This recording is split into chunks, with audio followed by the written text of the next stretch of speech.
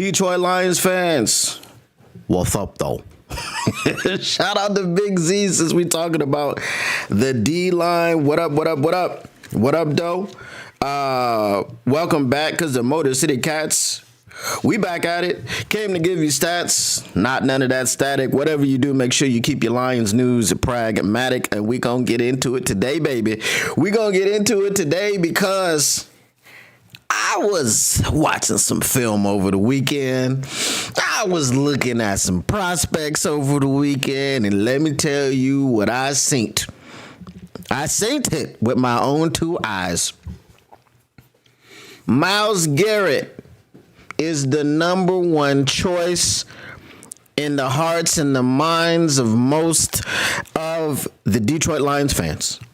Myles Garrett is the number one choice. If you had to choose between Myles Garrett and a rookie, you're going to go ahead and choose Myles Garrett. If you said that you would choose a rookie over Myles Garrett, I would say that does not make sense. Let me know if y'all can hear it in the chat.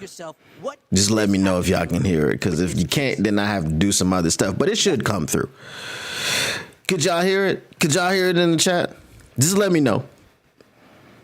What up, though? Tactical Sport. What up, though? Will Murray. What up, though? Just a fan. What up, though? Rod Love. Rod Love says Edge and DT would be great in the first two rounds. Make our D-line great again. America, you gotta make the D-line great again, America. Detroit Lions for America, because the Detroit Lions are America's team. We're talking about America. And if we're talking about America, brother, America's got to have a great D-line. And the Detroit Lions, we've had great D-lines before. We had the Silver Rush. We had Amon-Ra. We had Nick Fairley. We had them boys. Now we need to go ahead and get a Aidan Hutchinson and a Myles Garrett. But if we can't do that, America, we're going to make it great in the draft again, baby. That's what we're going to do right now, brother. All right. Doughboy Steve, what up, though? Will Murray says we can hear it. K8 Press said I'm finally on time. Come on now. You know I'm not on CP time. Anyway, so we're going to be talking about some prospects today. We're going to be talking about some Shamar Stewart and some Nick Scorton. Now, I asked if we were able, or we would be able to emulate what the Los Angeles Rams did last year. They used a first round pick on Jared Verse, and then I believe they used a third round pick on Braden Fisk. Here's the thing that I think. I'm not going to say I overreacted to the Myles Garrett trade, because that's not an overreaction when you see a guy like that in the prime of his career. He's a premier dude. We already know if he retired right now, he'd be in the Hall of Fame, first ballot. Okay, there is no question about that. However, if we do miss out on that trade for whatever reason, yes, we do currently have Zadarius Smith. Yes, I believe all of us have seen the video of Hutch running. I think we saw that today. If you didn't see it, see it.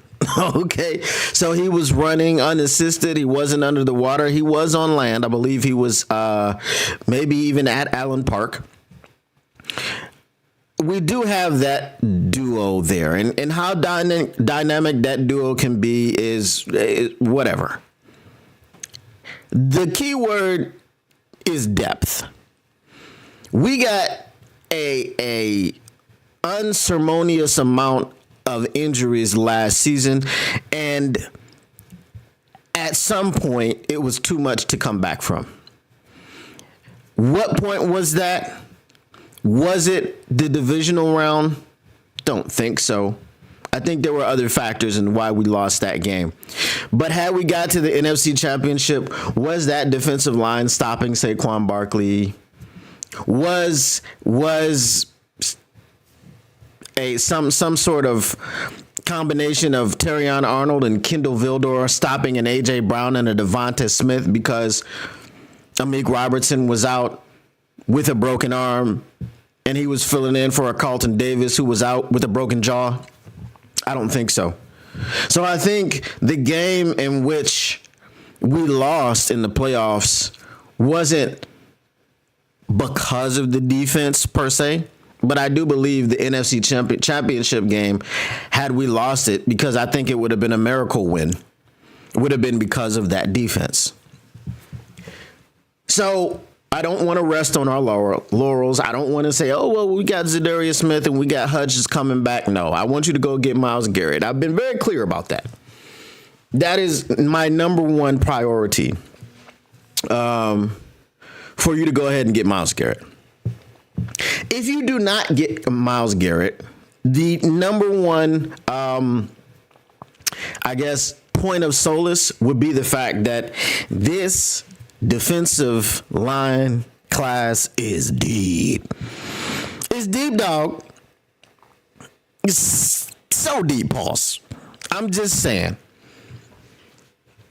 There is a number, like I haven't scratched the surface. I've gotten through a few prospects. We're going to talk about a couple of them today.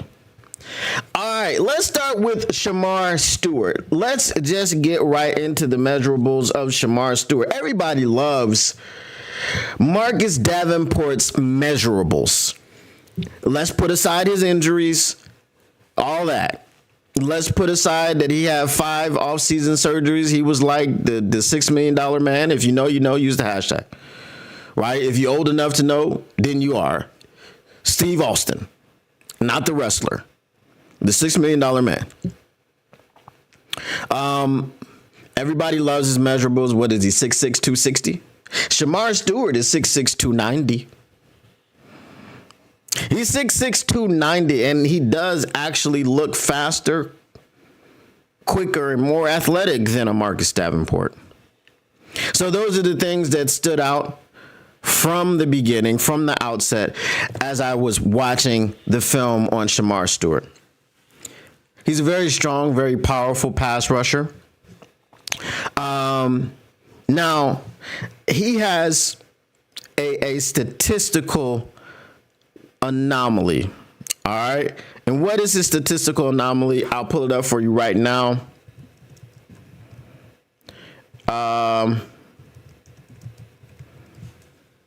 It's the production. The production is his statistical anomaly. Just like last year, we had a Chop Robertson, right? I did not want Chop Robertson at all because he just didn't have the stats. He had the motor, he had everything, but he didn't have the stats. I wanted to stay away from him, wouldn't touch him with a 10-foot pole. But Chop Robertson was not 6'6", 290. He just wasn't that. Shemar Stewart can play on the inside. He can play on the outside, right? He rushes the passer. He stops the run. The issue with Shemar Stewart, the biggest issue, is that he misses a lot of tackles. He has a 27% missed tackle rate. Now, if we want to just go ahead and do some quick math, we're going to wind that down to 25%, and we'll say for every 4 tackles, he's going to miss 1. For every 4 attempts, he's going to miss 1, statistically. Okay? So, if he has a game in which he has 12 tackles, how many did he miss? Right? So that's a concern with Shemar Stewart, and I think this is why his stats kind of suffered. So here, if we look at his 2024 stats, he has 31 total tackles. He has 11 solo, 17 assisted. He has 1.5 sacks, 1 forced fumble, and 2 passes defense.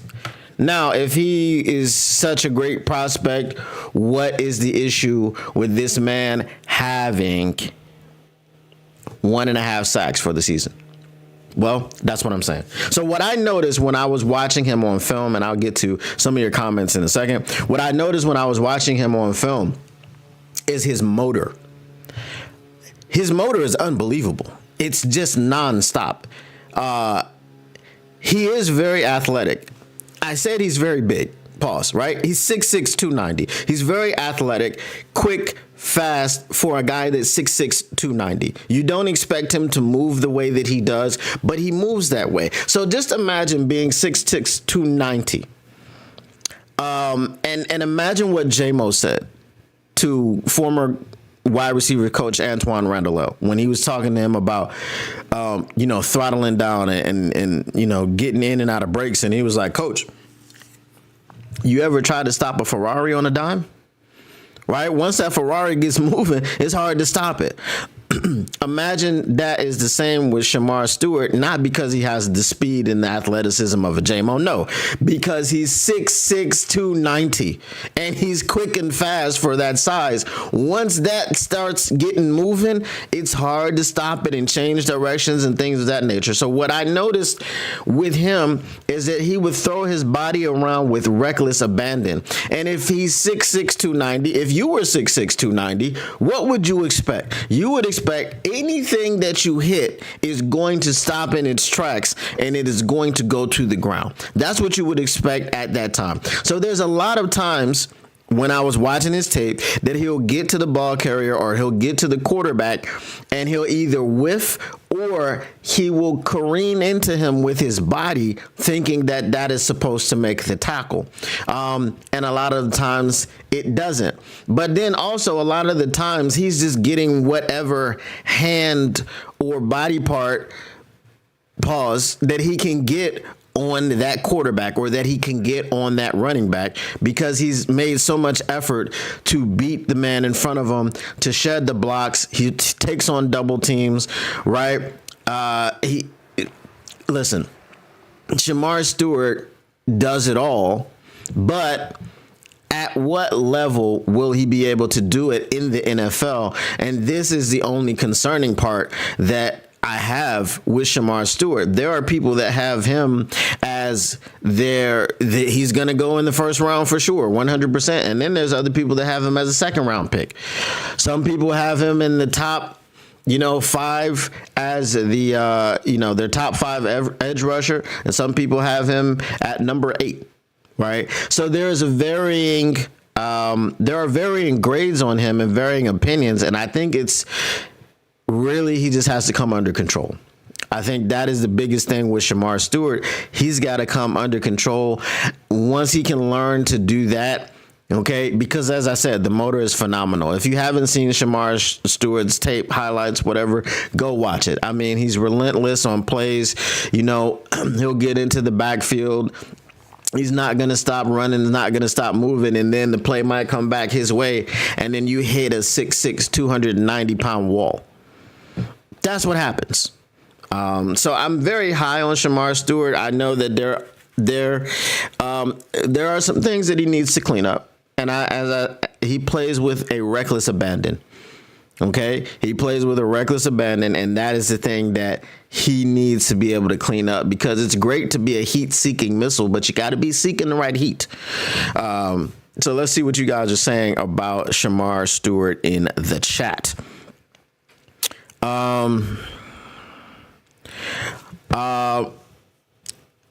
Whose nickname is Half Sack? I guess that's Marcus Davenport's nickname.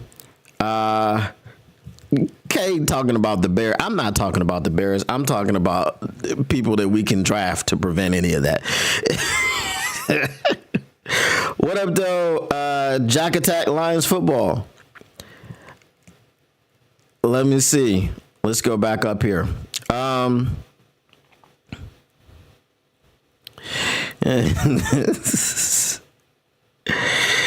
Long striding his ass off for sure. Running, man, it looked like he had a flat tire. Who had a flat tire? What are we talking about?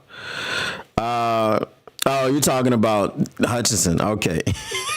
Can't wait to see Hutchinson doing lateral drills. He did kind of have a flat tire. He broke both of the leg bones. that would be expected. 6'6", 290 is huge. Yes, it is for sure. What up, though, JD? Dan, that boy's been eating good. Yes, he has. He's got to learn how to rap. Coaching staff can help with that. Yes, for sure. Like Landon Jackson, I definitely will be taking a look at everybody. When you can't tackle, that's hard to learn. I don't think it's that he can't tackle, right? I'm not seeing that he can't tackle. I'm just saying that whatever position that he finds himself in, when he gets to the runner or when he gets to the quarterback, that's where he's trying to make the tackle. So he's just got to be taught to break down and come under control and then rap. That's all. I mean, he's 6'6", 290. He can do it. All right. Now I'm going to switch my focus to none other than Nick Scorton. All right. Nick Scorton is another, he's another, what would you call? Well, I think all of these guys are similar. There's a few unanimous people. Obviously, when you're looking at an Abdul Carter, people think he's going to be the next Micah Parsons, and that's like, he's going to be in the mix for going top 5. Some people think that Tennessee could choose him number 1. But with the rest of these guys, you have varying grades. Nick Scorton is a guy who has received a number 2 edge rusher in the class. Someone has said he's the number 2. And what was the dude's name from Tennessee? Was it James Henderson? Correct me if I'm wrong. That was like, okay. Certain draft people that I've looked at and said, okay, well, it's between those two as the number 1. This Abdul Carter is in a class of his own. Nick Scorton, okay, is 6'4", I believe. What is he? 280. Let's see. Yes, he's 6'4", 280. Now, Nick Scorton is a guy who plays the run very, very well.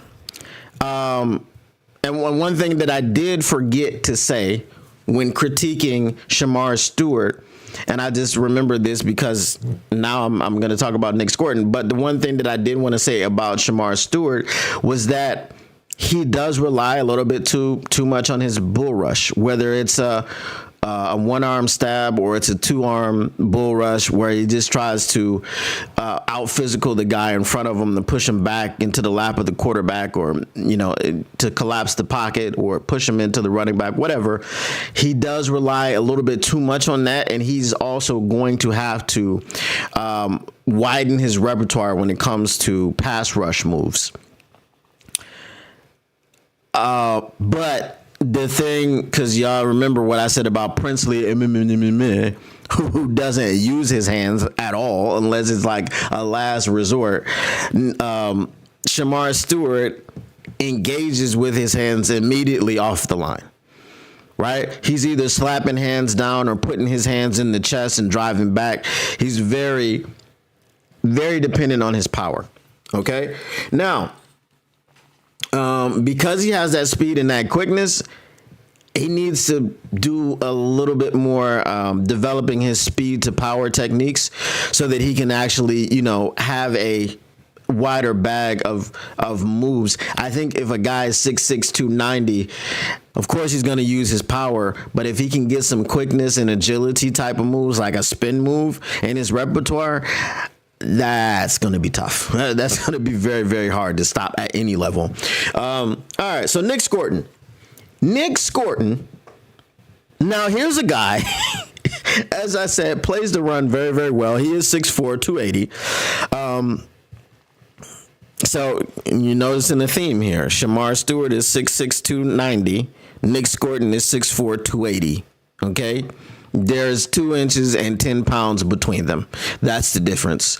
They look like a very similar type of player, but I believe Nick Scorton is actually the better of the two.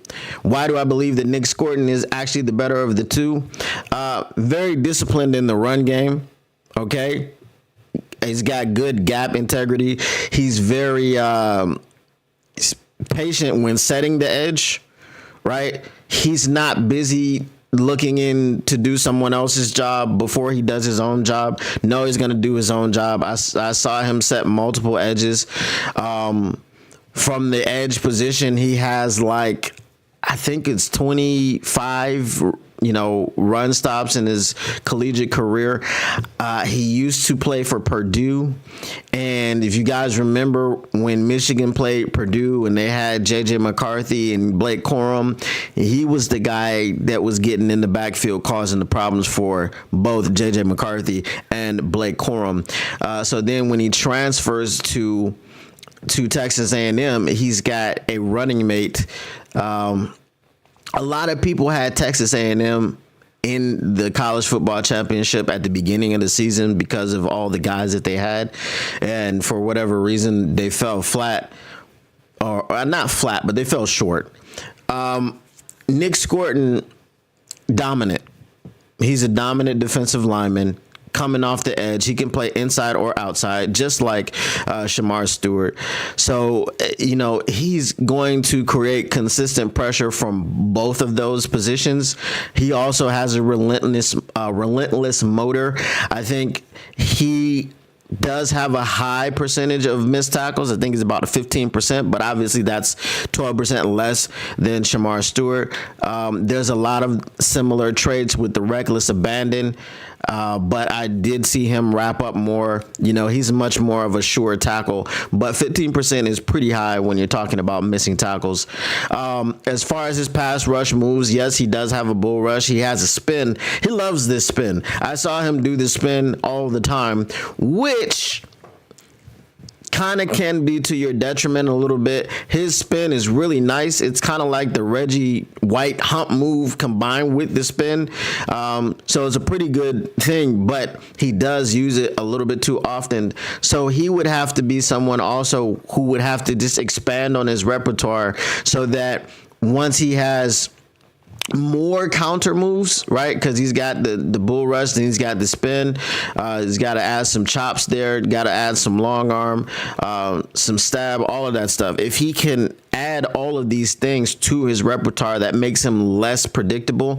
And he's a nice piece that would develop into someone who is, I've heard comps of Joey Bosa when healthy. So if you can develop into that type of guy, I think he does go in the first round. He would be the guy that I would pick first, and then hope and pray that Shamar Stewart falls to the second round or the third round. I don't think he's falling to the third round. That would be crazy. But I think once they go to the combine and you're going to be able to see the measurables and you're going to be able to see the speed and the quickness and all that stuff, and a lot of their stocks are going to rise. I don't think that the combine is going to hurt either one of these players. I think it's going to help both of them. So I'm not sure where they're going to be drafted right now. They both have first and second round grades, so we'll see what happens with them. But I believe that Nick Scorton, and let me see his stats. Nick Scorton's stats from this year, he had 37 total tackles, so he had 6 more than Shamar Stewart. 27 of them were solo, 10 assisted. As I said, he makes more tackles than Shamar Stewart, right? 5 sacks. Okay. Whereas Shamar Stewart has 1.5, he has 5. He has 1 forced fumble, and also 2 passes defensed. Right. So very, very quick first step, very smooth, athletic, just like Shamar Stewart. So now the question is, can we get them both? Can we get them both? That's what the purpose of today's episode is. Brad Holmes, if you do not get Myles Garrett, if for whatever reason you miss out, we know you made the call. We know you've called before. It at the trade deadline. We know when you called, you weren't primarily you didn't have your heart set on getting Big Z. You fished around. You asked about Myles Garrett. Okay? And you've made the call again now that he's asked for a trade. For whatever reason, if you don't get that man, get these two men. Like both of them. Do what the Rams did with Jared Verse and Braden Fisk. Have them come in as teammates who are familiar with each other and can provide, that type of comfort as they embark on their NFL journeys. And I think it'll be beneficial for both of them to go through the process together. They have someone that they're familiar with. I think that they can develop very nicely. And having these two guys on the line at the same time, because as I said, both of them can play inside and outside. Imagine the games that Coach Shep could play. Imagine the games that Casey Rogers could play. The stunts, okay? All the interior line and the exterior and the edge, all of those stunts and games that they run. Imagine. Just allow yourself to imagine. Hutch is what? 6'7"? How much does he weigh?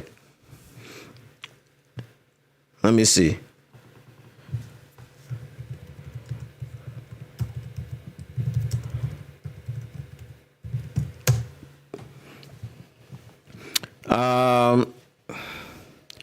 So he's 6'7", 260. Okay. DJ Reader is what, 300? So imagine all that beef, on the line, but two of the guys or three of the guys are super athletic and can move all over the line. Imagine Hutch and these two guys along with DJ Reader. Right? Imagine a package of Hutch, Ali McNeil, and these two guys. Imagine what we could do. How much trouble we could cause opposing quarterbacks and running backs. Just imagine. Just allow yourself to be taken away. And as you're allowing yourself to be taken away, I'll go ahead and read some of your comments.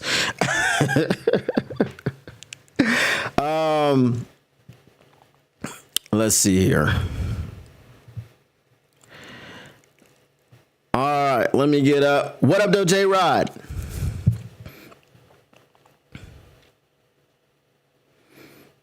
Dad's old AF, but 6'6", 290. Come on, Dad. Artur says, is 6'6", 290 really that big? Barry Sanders was 5'10", 205.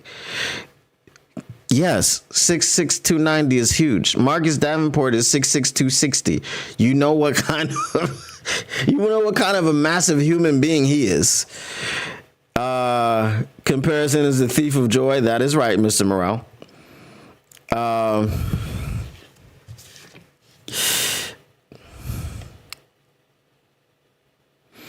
So 6'6", 290 doesn't have you impressed. Okay, that's fine. Then I guess you weren't impressed with Marcus Davenport's physical stature.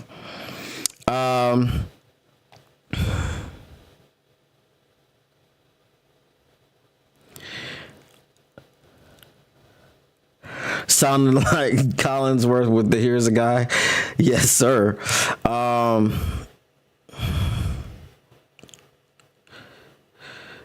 J-Rod says Stewart reminds me of a younger, healthier Davenport. Yes, that is the key.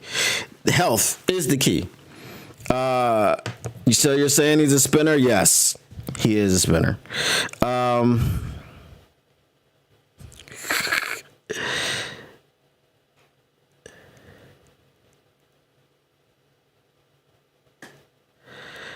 right. I don't know what that was about, J-Rod. I ain't reading that one. That you just make sure you say pause after you say that.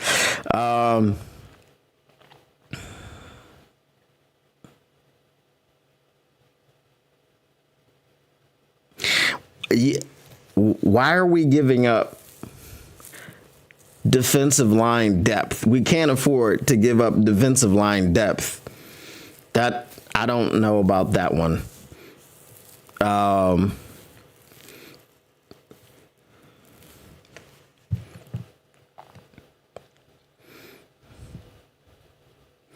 Daniel Goodrich says, I know it's early, but which team do you want to face first for next season?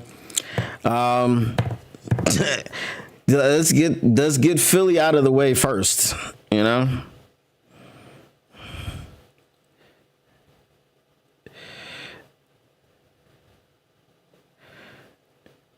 What up, though, Jay Cruising?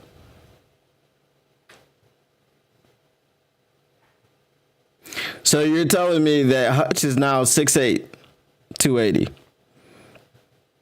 But that's not impressive.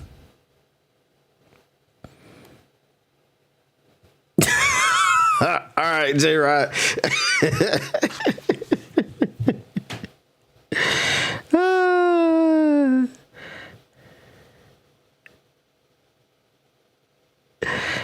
All right. Dope boy Steve.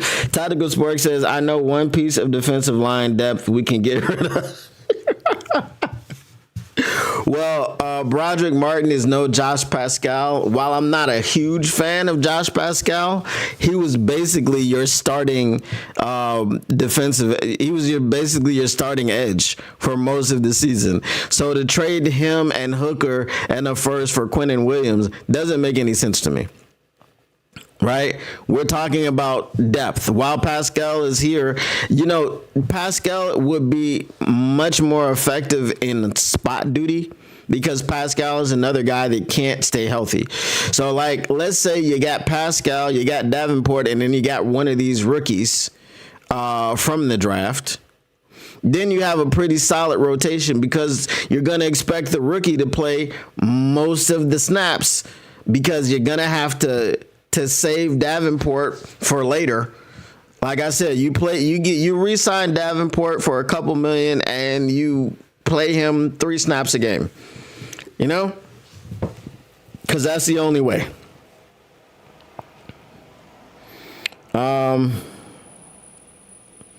If Carlton Davis leaves, we get another 3rd round pick. Doesn't his deal have to be a certain level? Like it has to be a certain percentage more than what he was getting paid when he was here.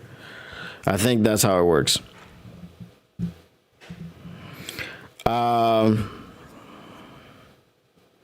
Why would we trade Pascal for? It's fine. Trading Martin for a 6th round pick, absolutely fine. We're not trading Pascal.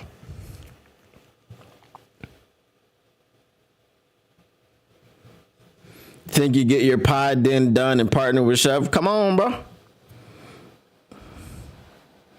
No, that doesn't make sense, but getting rid of Broderick Martin does. Yes, Tactical Sport, we will be getting rid of Broderick Martin for you. Okay? We want to be rid of Broderick Martin. The stench of Broderick Martin on this team must be scrubbed out at all costs. 100%. I agree with you for sure. Now, if you guys have imagined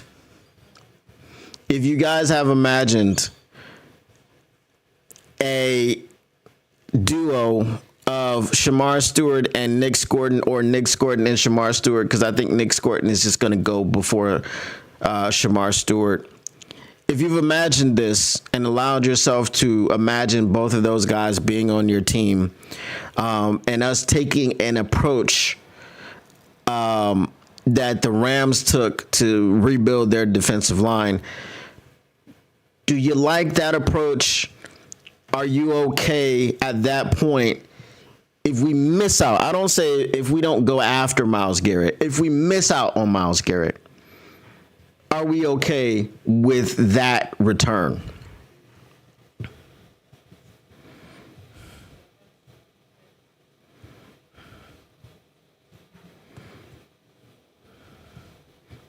Broderick Martin is 8M. What is that? Why not Pascal? Because of depth. Pascal's not a bad player. Pascal is another person that deals with injuries. He didn't deal with as many of them this year, considering what everyone else was dealing with. But you trade him for a 6th-round pick, and then you get what? We like defensive line depth stops us from getting people like, having to bring up practice squad players. As much hype and pomp and circumstance as a lot of people had for Mitchell Agood coming out of training camp. Like the Mitchell Agood and the Matthew Betts hype in training camp was wild to me. It was absolutely wild. Like, there were people who thought Matthew Betts was going to have more sacks than Aidan Hutchinson. Well, he might have back in the CFL. I don't know. I didn't follow his career. All I know that coming out of training camp, he was not on the Detroit Lions or any other NFL roster. And he went back to the CFL. What he did this season, I do not know. But the faith that certain people had in these players was wild to me. It's like we're getting excited about a practice squad player in Mitchell Agood. We're getting excited about a guy that came from the CFL in Matthew Betts. I didn't understand that one. And guess what? Neither one of them did the damn thing in contribution to this team all year. I think Agood got called up a couple times from the practice squad to play special teams. Just remember, the preseason and training camp ain't what is all what is cracked up to be. Bowel movements.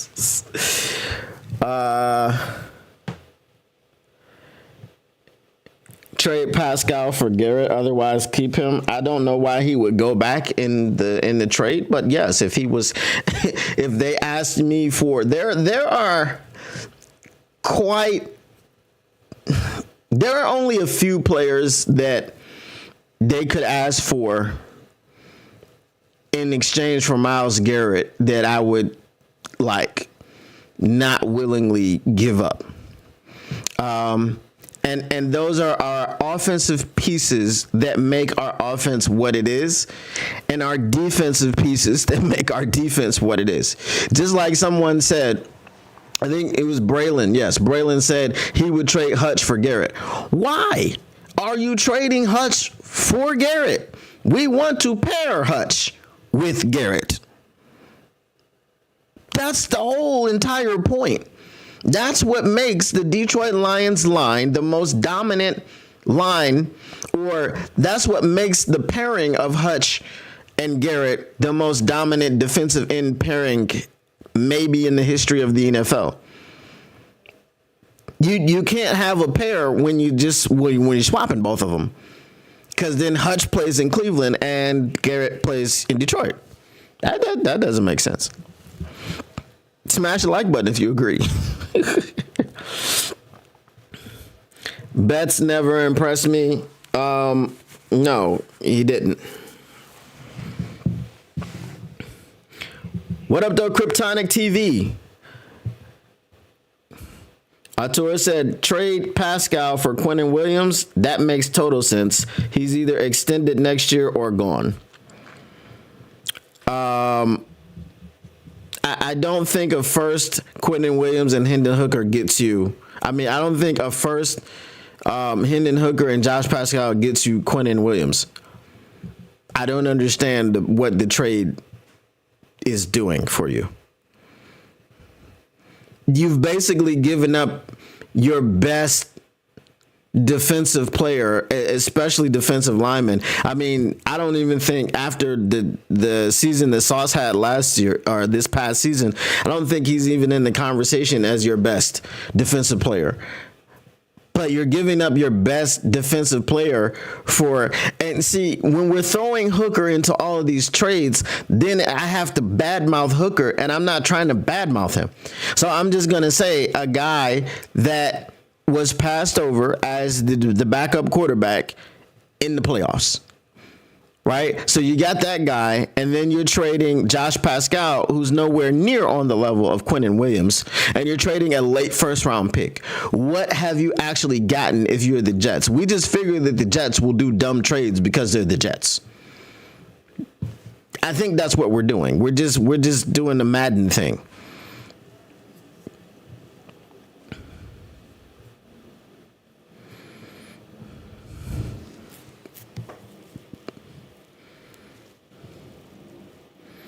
Pascal is still on his rookie deal. If you're going to move him for value over value, you do it now. That's fine if you're going to move him for value, but I don't see the Jets proposing that trade. I don't.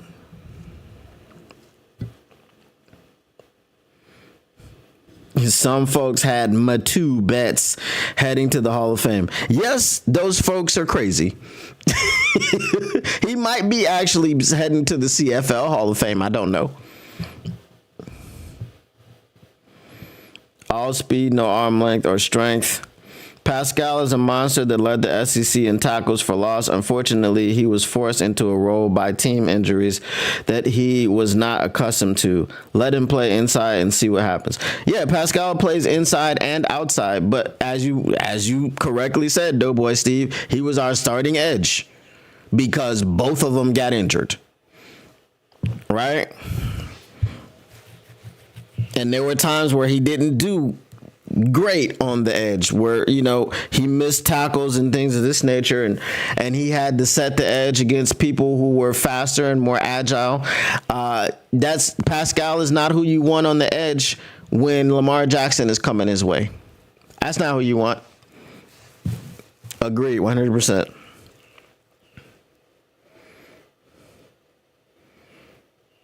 Your scenario of swapping Pascal for an all-pro tackle, that's what I'm saying. It doesn't make sense. Why would the Jets do it? Why would they do that? That makes zero sense to me. You're saying if needed, trade a piece for Garrett, then and only then let Pascal go. If they ask for Pascal back, yes, I have zero problems with it. I'm not married to Pascal, pause. I'm just saying none of these scenarios are making it much sense. Yeah, it's a hypothetical topic. Did I say topic? Oh, that's the hypothetical topic. I'm not getting into that. I'm not touching that. I'm not getting flamed.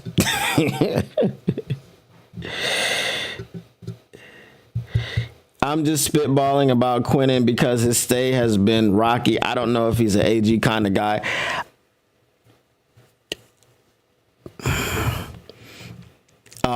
We'll see with the Jets. They've already got the most AG, non-AG type of guy out of there with Aaron Rodgers immediately. So we'll see what the Jets culture is going to look like, and we're going to see who buys in. You can't tell me that you had people buying into that culture. What was that culture? They were being run by a 17-year-old. Their owner was nixing trades based off of Madden ratings. So I don't think that we can really assess too many players over there until they have a real culture and they have a real coaching staff and they, all of these things going on. Aaron Rodgers was just a big part of the problem, and we already knew who he was when he went over there.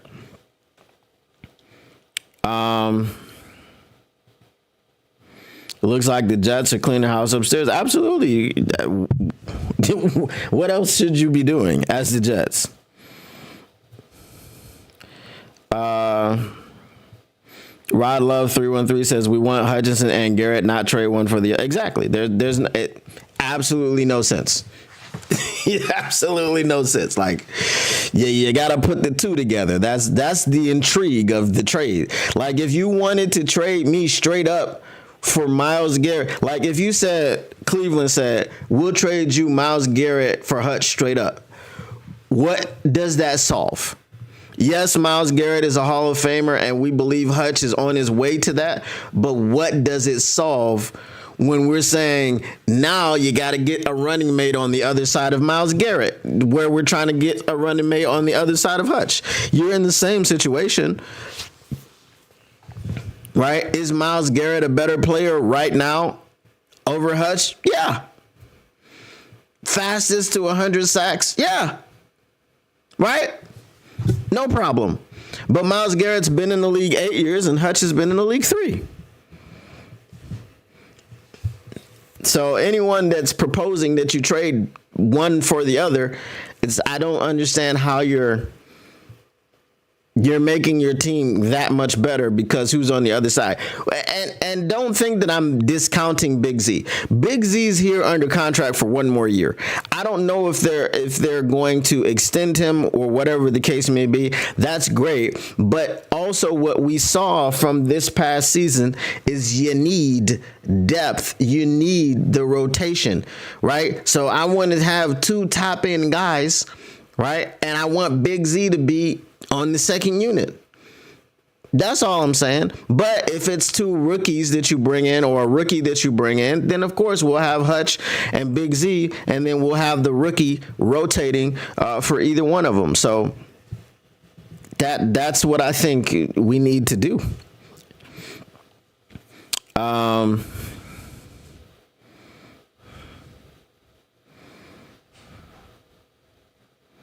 Hooker stays, but 2 QBs leave, 1 to coach high school.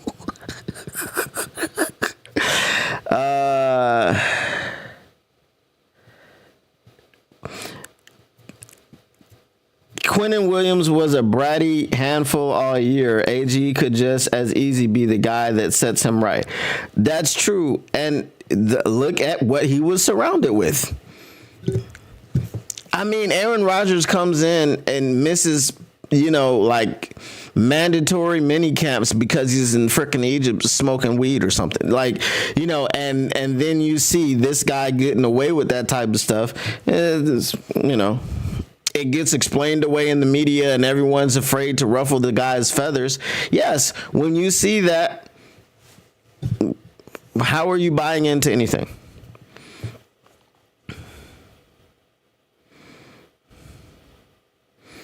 AG is all business. Friendly relationships come with time and respect. 100%. Hooker is old AF for a QB that has not even touched the field for meaningful snaps. Send his waste of a pick on if someone wants him.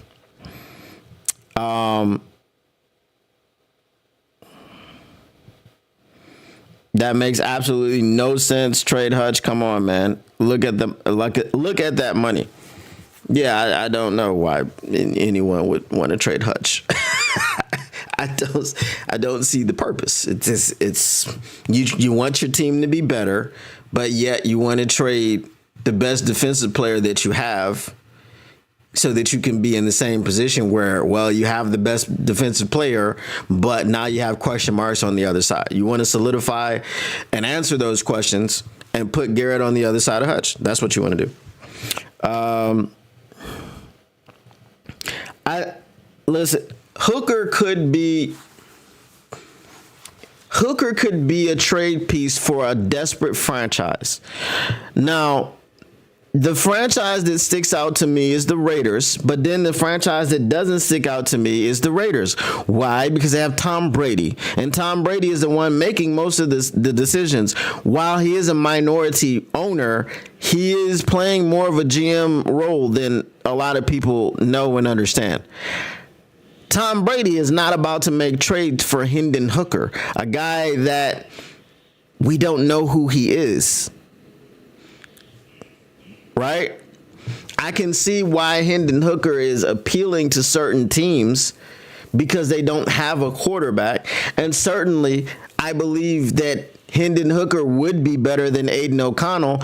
But on the other hand, Aidan O'Connell has, I think, a full season under his belt as an NFL starter, while Hendon Hooker has zero experience as an NFL starter. All he's played in is the preseason. I mean, he's come into games as the victory cigar when we were up, 52-6 and 52-14 and stuff like that. Yeah. He's come in the game and handed the ball off and, thrown a pass or two here and there when there was absolutely no pressure and nothing needed to be executed. Zach J says, I didn't understand the Hooker pick to begin with, nor the Broderick Martin or Manu pick. You don't have starters, but yet you have the luxury to draft projects. The project picks need to stop. I said that when Easy was on. I don't want to see any project picks. Now, if you go get me Nick Scorton and Shamar Stewart or any mixture of, and we're going to go over more prospects, obviously, as we get deeper into this offseason, but there's a lot of edges, a lot of defensive tackles. I mean, Jihad Campbell. What are we thinking about Jihad Campbell? You know what I'm saying? He can come in and fill that Sam role if we're moving on from Derek Barnes. But there's a lot of people that we're gonna go through. So I mean, if you get me two edges and a Sam, go draft the project. I don't care. You know what I'm saying? At this point, if you have your rotation is solid, your depth is solid, and then you want to draft the project, I don't care. I don't care. But there were still things like now the Hooker pick, the Broderick Martin pick, the Manu pick, all those picks look really bad because of what happened this past season with all the injuries that we had. And we had people like Ezekiel Turner running around, and we had Quan Alexander off the practice squad, and we had Jamal Adams off the couch who comes in and with 2 days of practice switches from safety to linebacker and then plays in the game as a linebacker against the Buffalo Bills. Right? So because of what occurred, those picks look really bad now.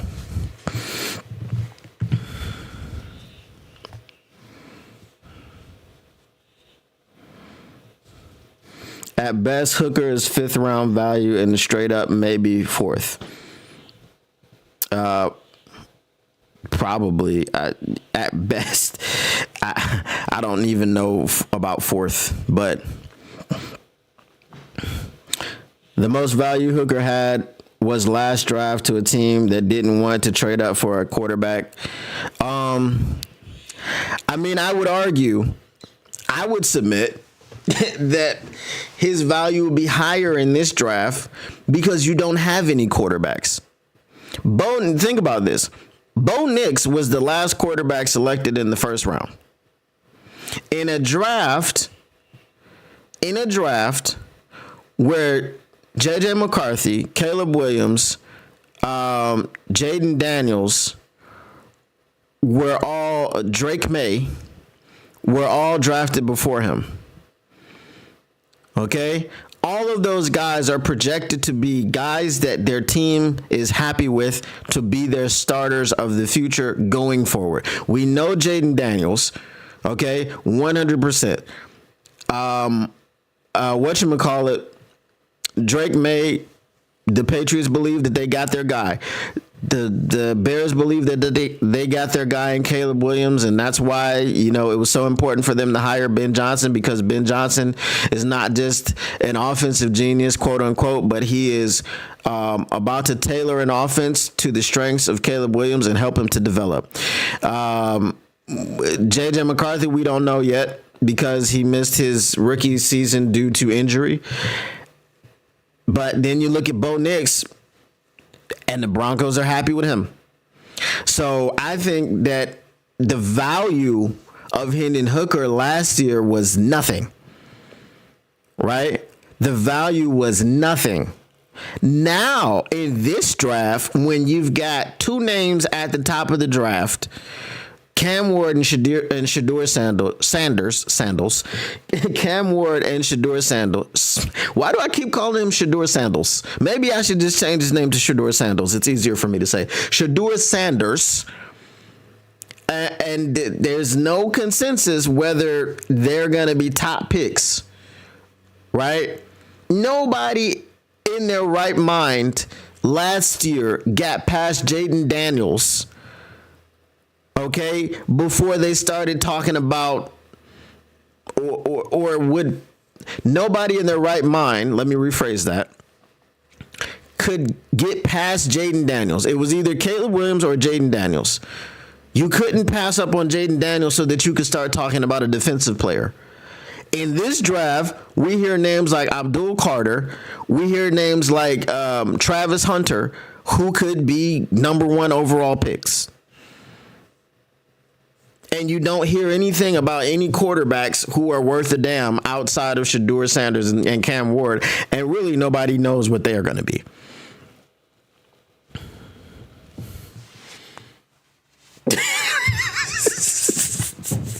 Taylor May, when did Pat O'Connor piss in your Cheerios? For those of you guys that don't know, I will be doing my first mock draft ever. We reached our super chat goal of 20 total super chats. It didn't matter what the denomination was. It just needed to be 20 total super chats. So Friday is when I plan to do my first ever mock draft. I will be doing it live on air.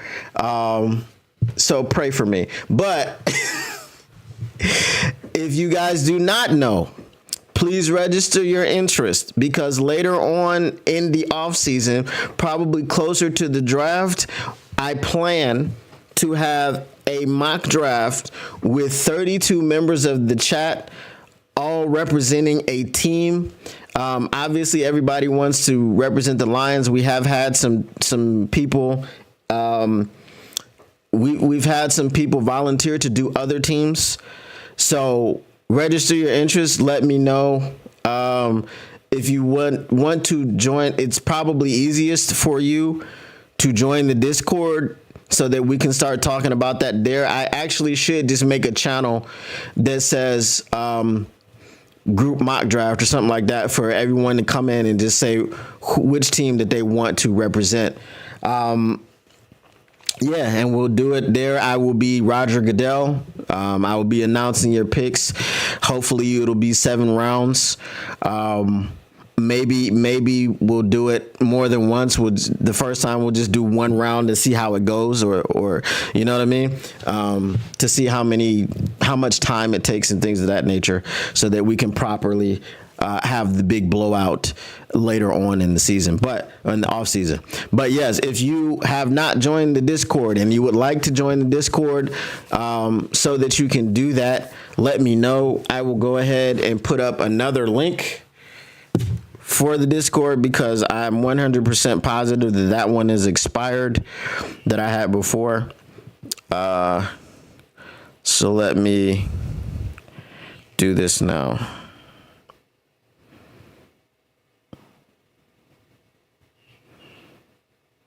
I will put the link there. All right. So I'll put the link in the chat again.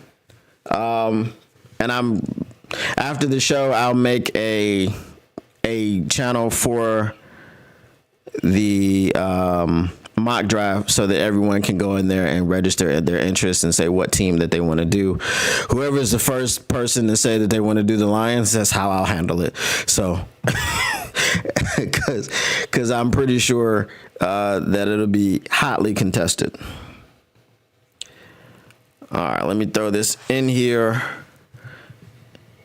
and I will pin it to the top.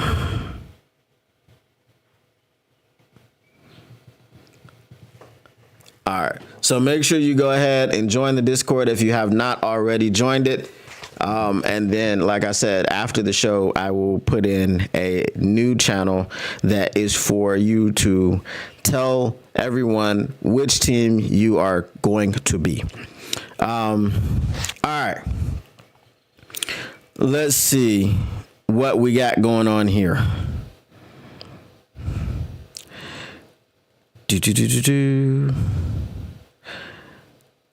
Rod Love 313 says Hooker had a good 10 years to play. If Goff goes down, who is playing? I will wait. The only upside to having Hooker this offseason, if he does have value, he won't be limited in preseason time by the third man issue this year. Yeah, because Nate Sudfeld was god awful, and I don't know why he was on the team. If he's got anything to show, he should get the starts all preseason. If he doesn't, he's not the guy. I don't know why he wouldn't, because he is the backup currently.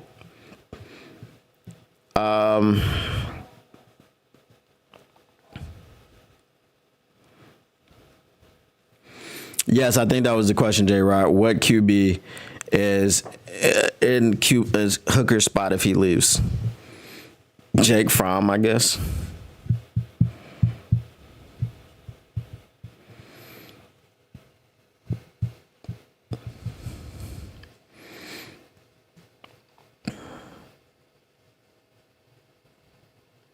Hire this year because he's almost 30 and never took a meaningful snap. No, hire this year because the quarterback draft class is trash, and you might have someone who's willing to take a chance instead of trying to get a Jackson Dart with a first round pick.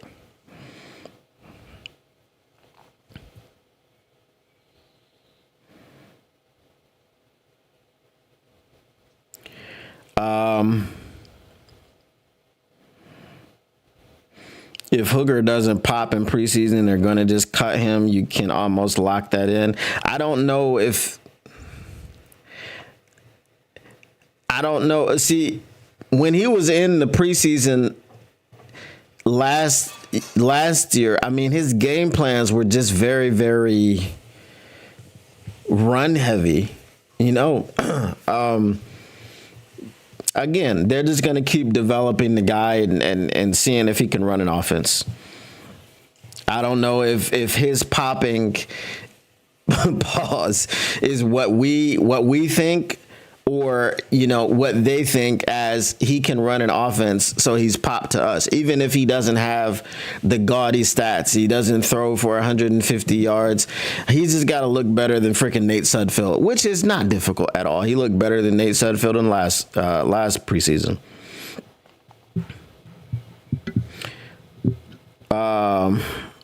Bridgewater as a high school coach, he came in as a backup this year to help with experience in the playoffs / Super Bowl.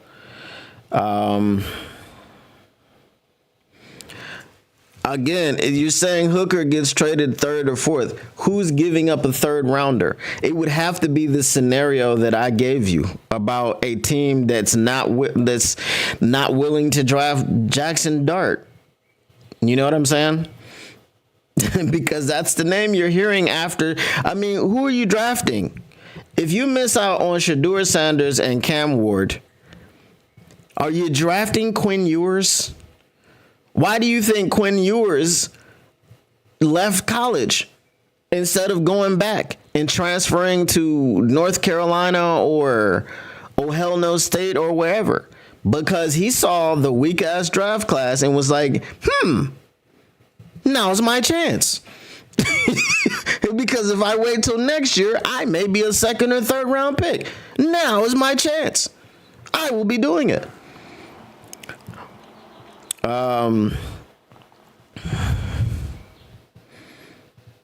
Danny Dimes over Hooker for backup.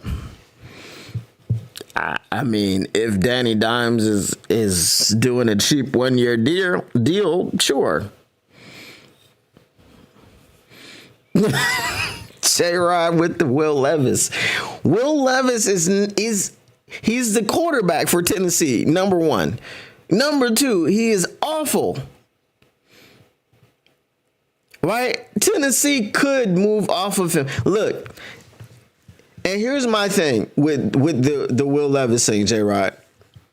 If Tennessee moves off of him after 1 year so that they can then draft Shador or Cam Ward, what do you think of him? Like, if the team is willing to move off of you after your rookie season, look at Caleb Williams. Look at Caleb Williams. That team is not trying to move off of him at all. Now, did he have a better rookie season? Yes, he did. Yes, 100%. But generally, if you draft a quarterback in the first or the second round and he's your starting quarterback, you're going to give him some sort of a leash. The Tennessee Titans were not in a situation where they were going to win any games this season anyway. Right? And his top target was basically Nick Westbrook-Akine. Calvin Ridley came and went. You know, so I don't think if you give up on him after 1 year, he's terrible. And I don't want him anywhere near my team. I don't want him anywhere near my team now because he's already terrible. I already know this. Yeah, Mr. Morale 313 says, I still got the Doo-Doo Browns. Make sure you trade Myles Garrett to us during the mock draft. Mr. Morale 313 says, what happens if Hooker outplays Goff during training camp? I don't think that's going to happen. It's not going to happen.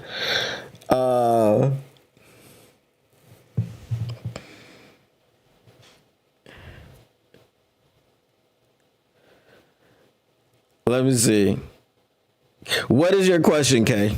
Well, ask your question again.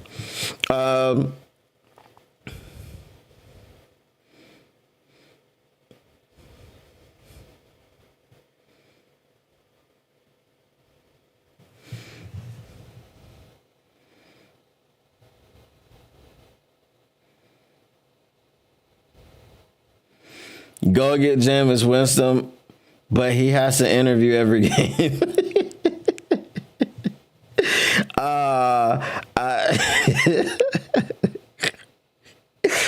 We don't want Jameis Winston to ever have to play, or he's gonna be. I just pray to the Lord that He delivers me from these pick sixes.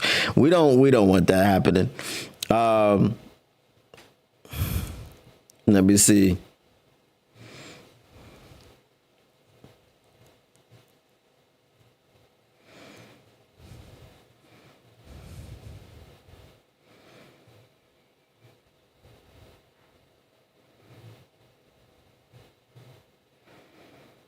They are trading Levis for Hooker. But again, if they were willing to trade their starting quarterback for a known unknown like Hendon Hooker, why are you taking that quarterback that they're trying to give you? There is no situation in which Will Levis looks good unless, and because this is a fantasy world that I'm about to enter, unless Patrick Mahomes says, F it, I don't want to be in Kansas City anymore. Do whatever you got to do, but trade me to Tennessee. That's the only way that Will Levis being moved on from is even understandable. You're like, oh, okay. You know, which will never happen. So if they move on from him in his second, in after his rookie season, he is garbage. He's garbage anyway. But why would you take him off their hands? That's all, because you can't use him as a trade piece. You're not flipping him and sending him to another team. No one wants Will Levis. No one.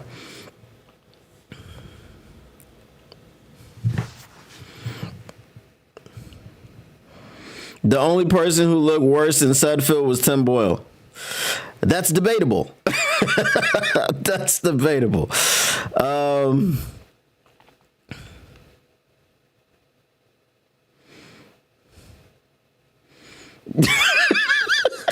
Send him to 8 Mile where he can make some money. Wow, that was a nice play on his name, though. I'll tell you that much. The PJ party. What was it? What's the PJ party?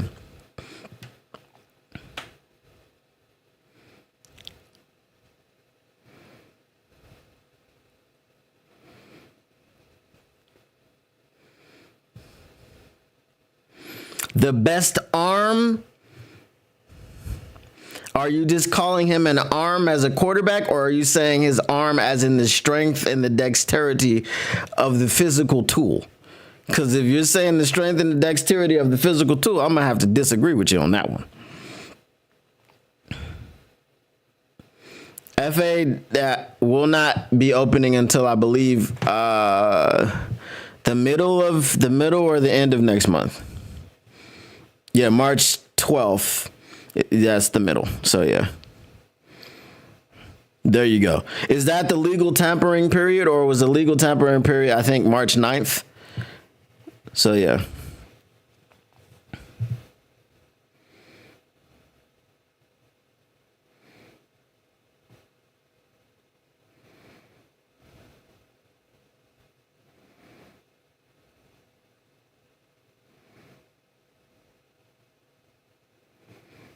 Doughboy Steve. That's what I'm saying. He had a bad game. It's okay. It's okay. This is everybody kumbaya. Everybody kumbaya. He had a bad game. The NFC Championship game wasn't his fault. He didn't have a bad game in the NFC Championship game. He had a bad game in the divisional. It happens. Artur, strength? No, you can't do that. You're going to tell me that Jared Goff has a stronger arm than Lamar Jackson, Patrick Mahomes, and Josh Allen? Matthew Stafford, who I despise, has a stronger arm than Jared Goff. I would take Jared Goff over Matthew Stafford because Jared Goff has actually won me something in Detroit, which Matthew Stafford could never do, but he does not have a stronger arm, right? It's not weak. He can throw the ball downfield. He can throw the ball 50 yards in the air, but I doubt that Jared Goff can stand flat-footed on the goal line and throw it to the other goal line.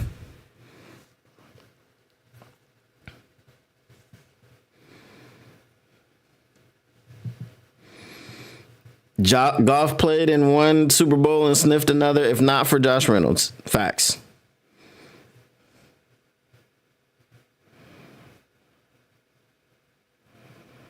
Yes, March 9th at noon, you'll know. And you know, our free agency is not going to start until maybe March 15th to 17th. that's when I expect for anything to happen outside of re-signing our own guys.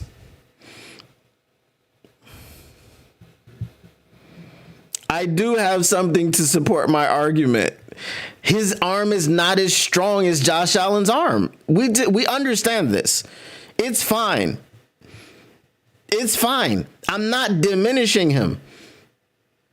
Right? He's also not as physically imposing as Josh Allen. He's also not as fast as Lamar Jackson. That doesn't diminish him as a quarterback. That's all. Like, we can say these things. Both things can be true. You can have a weaker arm than someone else and also be a better quarterback than said person. It is fine. Y'all have to stop freaking out anytime someone says anything that you would consider to be disparaging of Jared Goff. I am not here to disparage him. I'm here to be fair, truthful, and honest. That's all.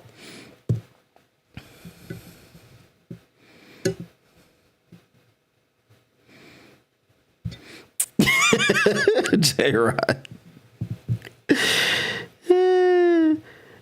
Zach J says Jared Goff does not have a big arm. He is more accurate, though. 100%. And why is that a bad thing? Isn't accuracy more important? You know who has a big arm? I'm going to shut all this down. You know who has a big arm? Tim Boyle. You know who's the most inaccurate quarterback I've ever seen in an NFL game? Tim Boyle. All right. Case rested. Case rested.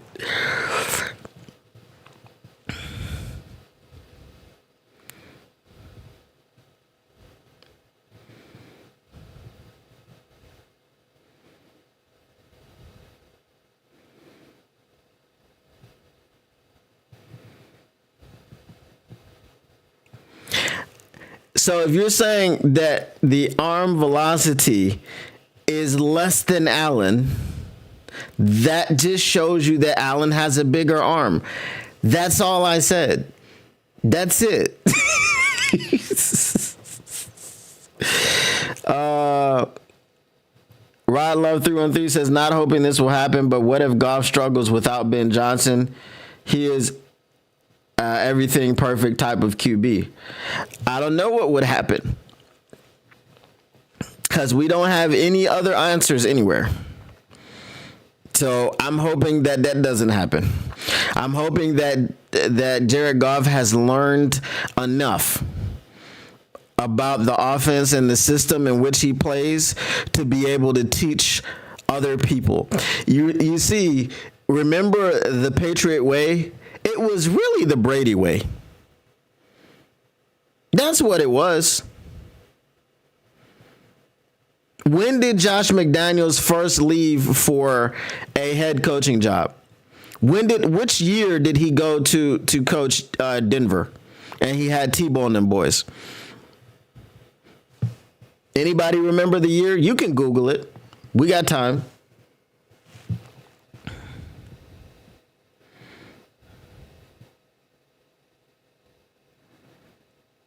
No, Artur, you are the one that is like the wall. I never said that Goff has a weak arm. So you're speaking in black and white. If it's not the strongest, then it's weak, which is asinine. That's what you're doing. I'm telling you, Josh Allen has a stronger arm. That's all. It is not to say that. Okay, I'm gonna put this in an easy way.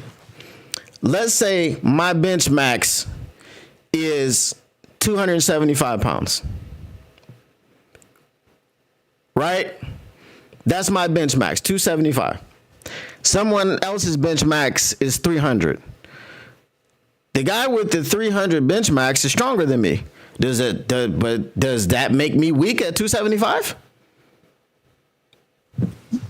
I don't know. I didn't know that that's what it was. You know.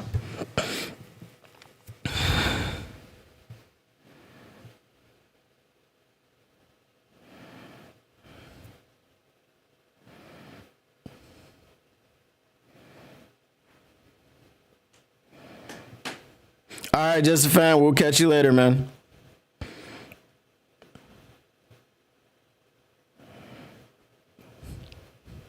You literally said that the arm velocity on Jared Goff is less than Josh Allen. Now you're backpedaling. Why do you do this? Who made you this way? Like,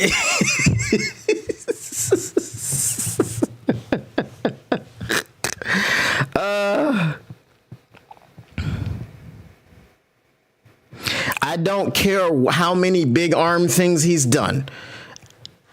You said the measurement. By your metric that you use, the velocity of the ball, Josh Allen has a stronger arm. I didn't say anything about the statistics of what he has done with it.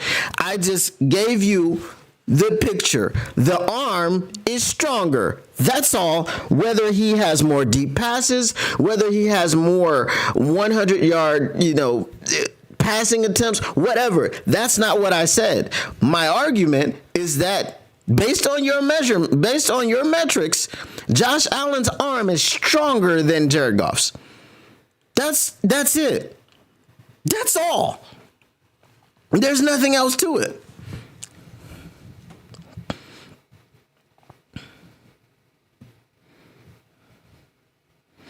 Why is there either a Goff lover or Goff hater trying to fight with I don't know. I don't understand it. You can't say anything about Jared Goff that's not like 100% you ball suckery. Pause. I just don't get it.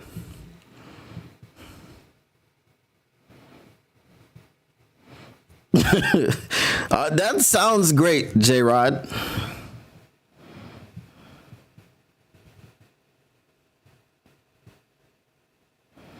All right, so now you're just adding. I didn't. Okay, I never said way stronger, but anyway.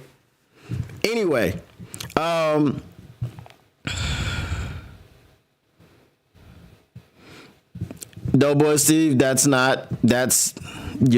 just facts. It's fine. It's fine.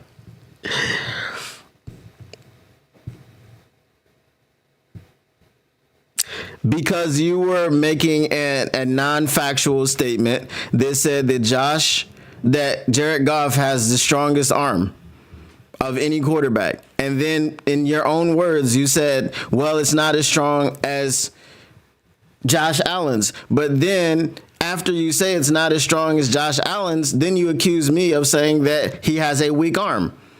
I literally said, can he throw the ball down the field? Yes, he can. Can he throw it 50 yards in the air? Yes, he can. If you can throw a football 50 yards through the air, that's a pretty strong arm. I can't throw a football 50 yards through the air.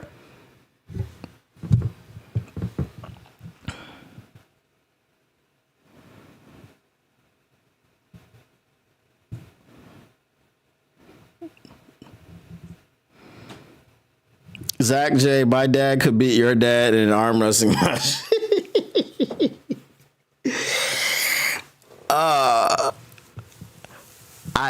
This is the last thing I'm going to say. I asked you to clarify your statement. You said he has the best arm. I said, are you talking about strength and everything? Or are you just talking about his ability? I said, are you talking about the physical aspect of the arm, or are you just talking about the ability? And you said you were talking about everything. So I said, well, if you're talking about the strength, that's not actually true. And you literally told me that Josh Allen's arm has been measured as stronger in velocity, ball velocity, than Jared Goff's. And that's fine. That's 100% fine. You know, it's fine that someone has a stronger arm. That doesn't mean that the other person's arm is weak.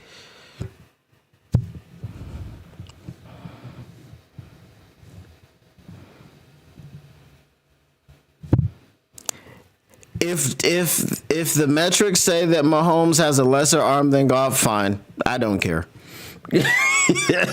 I don't care, bro.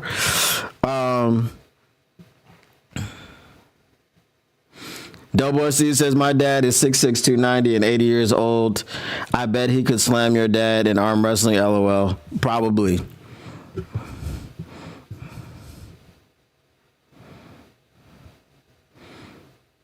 Rod Love 313, pocket presence and accuracy is what I think makes a good QB. And I'm not going to ask you anything else. I'm not going to ask you anything else about that. All right. So let me put a poll in the chat. I'm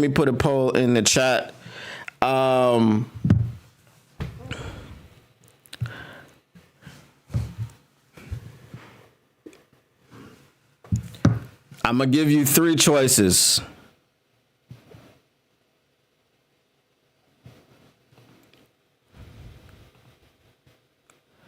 This is for the next draft prospect.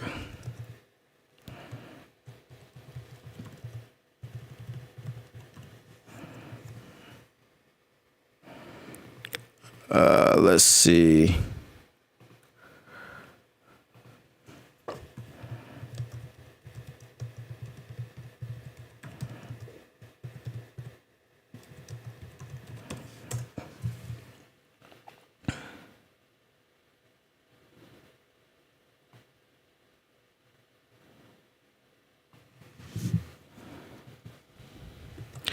All right, let me get this together.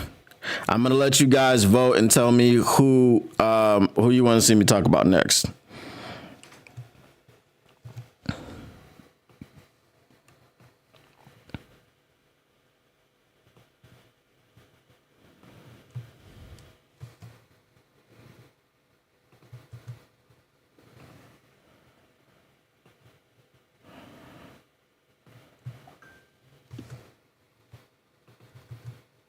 All right.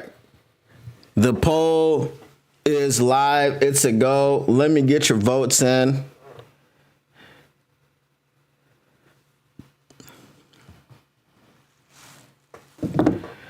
All right, so we've got Mike Green of Marshall. We've got James Pierce Jr. of Tennessee. We've got Michael Williams, Georgia. So once I get all the votes in, then that will be the next person that actually, I might just do two. I might just do the first one and the runner-up. So right now, nobody wants to hear anything about James Pierce. All right, James Pierce has now jumped.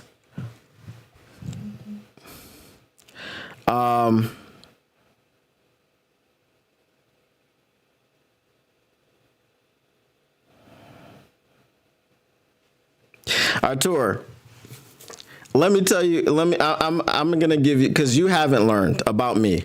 Okay, here's the thing. Goff came in, hated him, didn't want to see him on the team. Goff evolved. I changed my opinion. I'm now a Goff guy.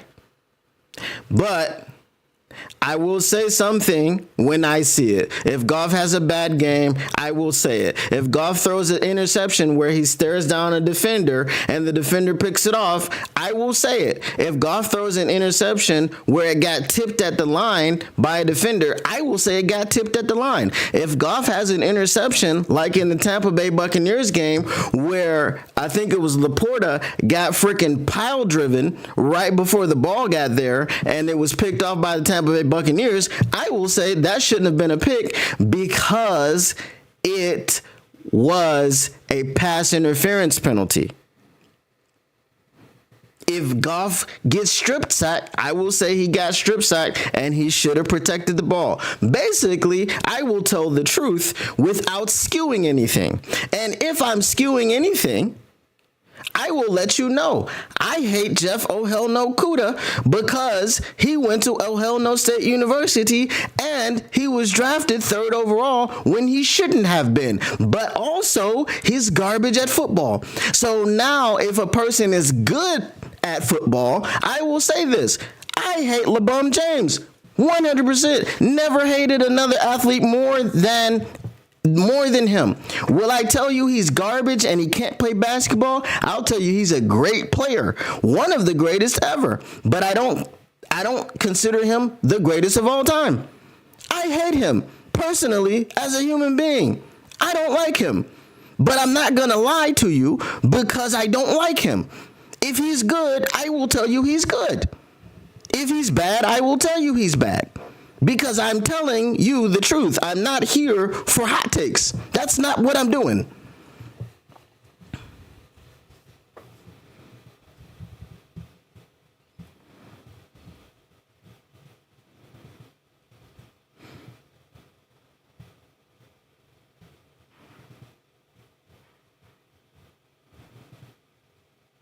So how is that nitpicking? If you say that Saquon Barkley's top speed is not as high as Gibbs' top speed, you're saying that Gibbs is faster. Does that mean that listen, Xavier Worthy is faster than Jerry Rice? Does that mean that I'm telling you that Xavier Worthy's a better receiver than Jerry Rice? I'm just pointing out the fact that he's faster. It's okay. There's nothing wrong with that. It's called truth. I tell truth. I don't embellish. I tell truth.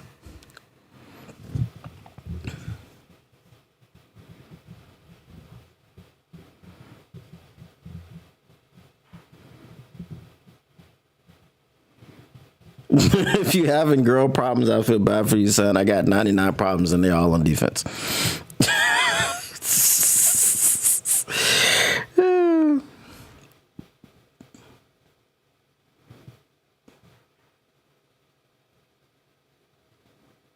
I didn't say he was limited in arm. No, there's no point. There's no point in me saying. I'm not going to backtrack. I'm not going to keep going back and forth with you, Artur.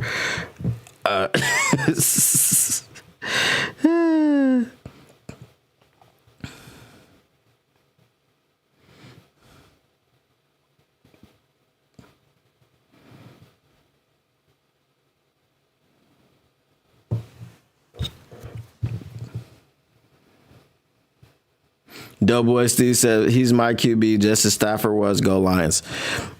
Right? I never was a fan of Stafford. Stafford had a really big arm. He had all the arm talent. He could throw it from all the different arm angles, and he was Clayton Kershaw's best friend, and so on and so forth. Never won a division, never won a playoff game. I wasn't a fan of Stafford. I was a fan of Stafford when he went back into the game with his separated shoulder and threw the game-winning pass. That was about it. That was the height of my Stafford fandom. Right? I can make observations. Is Matthew Stafford playing a hell of a lot better in LA than he ever did in Detroit? Yes. Was I happy for Matthew Stafford when he won the Super Bowl? No. It's fine. But am I going to I just said Matthew Stafford is playing better in LA than he played in Detroit. He won a Super Bowl, whether I like it or not. I don't like it, but I'm telling you the truth. That's all. If you guys want a dude that's gonna be disingenuous and tell you and just make up wild statements so that he can be repeated, I'm not the guy for you. I'm just not. You know, when I give you analysis of a situation, it's an opinion based on the facts of the matter.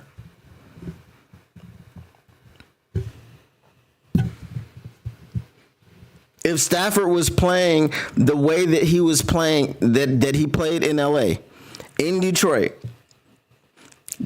then guess what? In 2014, we got a real good chance to do something. We had a real good chance to do something. Stafford didn't do it for us. Had he done something for us and won a playoff game, then that would be it for me, because I would be like, hey, that man won a playoff game when I hadn't seen anybody do it since Barry.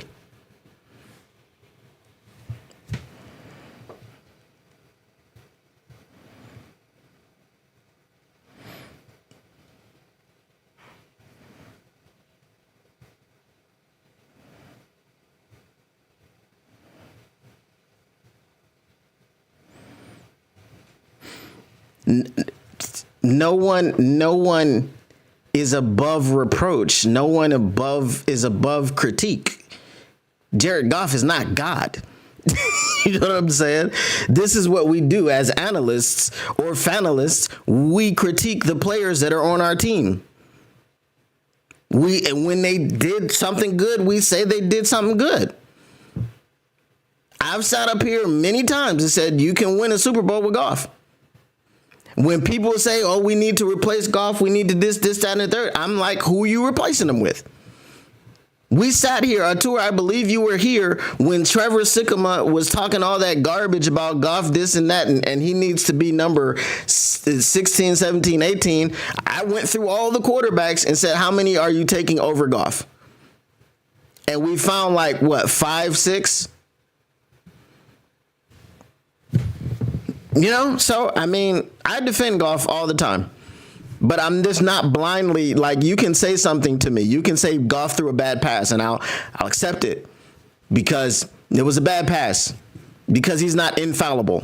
When he turns the football over, if it's not tipped, if he threw the ball directly to a defender, that's his fault. If it gets tipped, it was not his fault. If he was getting hit while throwing the interception and it fluttered into the air, and a defender ran underneath it, that's not his fault. But if he made a bad read or if he threw the football late, that was his fault. It's fine. It doesn't mean that I hate Goff. It doesn't mean that I'm backhanded complimenting or I'm trying to say he's a bad quarterback. I'm just telling you what the actual truth of the matter is.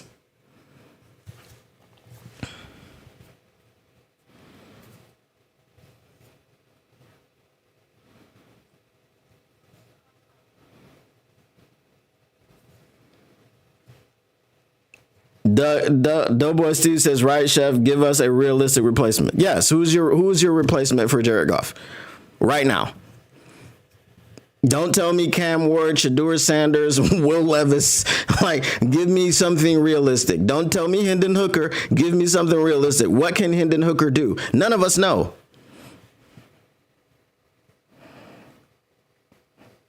Jay Cruz said, if you know who, let me know, fool.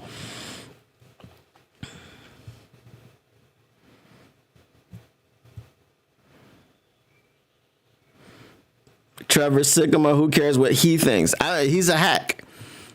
And he makes stuff up. Right? That's why I lost respect for Mina Kimes, because Mina Kimes was in the Jordan Love boat. Everybody that was in that boat, right? Other than Easy, because Easy's my dude, right? And I know him personally, right? But other than, everybody that was in the national media that was slobbing on Jordan Love's knob after a half a season, I'm out on that, because what are we doing? When did anybody in the NFL get the right to be him after half a season? That's just not how it works.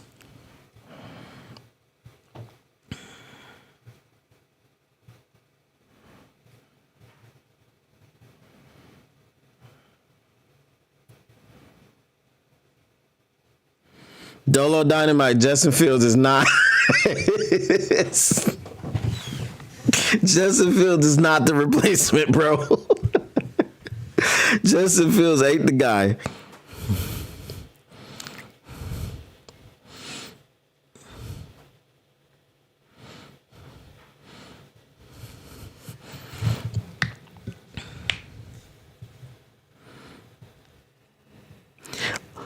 And here's the other thing, Artur, I have said in this space a bunch of times.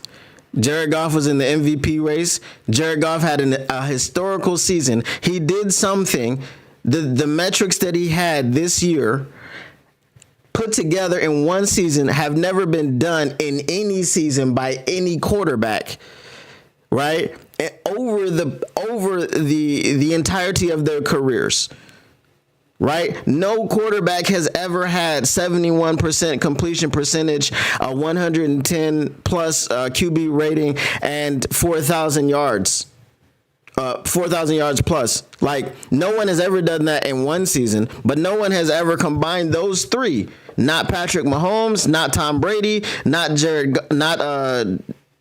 Josh Allen, not Lamar Jackson. They've never combined those three at any points in their careers. And I'm pointing that out willingly. So if you're going to do the whole, Goff slappy stuff, this isn't the place to do it, because it's just a waste of time. I'm not going to accept Jared Goff as my Lord and Savior. I'm not doing that. But what I will tell you is he's a very good quarterback. I'd rather have him on this team than the Matthew Stafford of the Detroit Lions, right? I used to say he could be my starting bench quarterback, but I don't say those things anymore, because with new information, you're allowed to change your opinion. When a player evolves, my opinion about him evolves.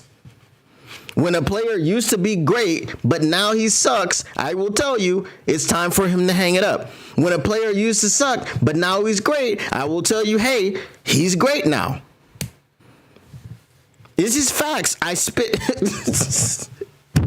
Die line, because I spit hot facts. That's it. That is it.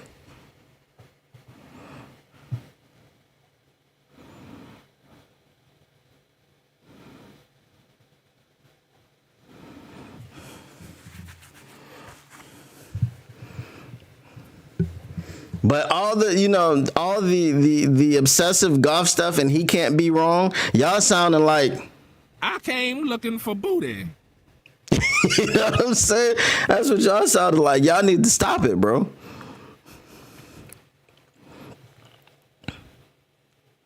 All right, it looks like Mike Green is going to be. He edges out Michael Williams. So I'll do Mike Green and Michael Williams for the next one. James Pierce, I don't know when I'm going to talk about him. He's going to have to sit it out.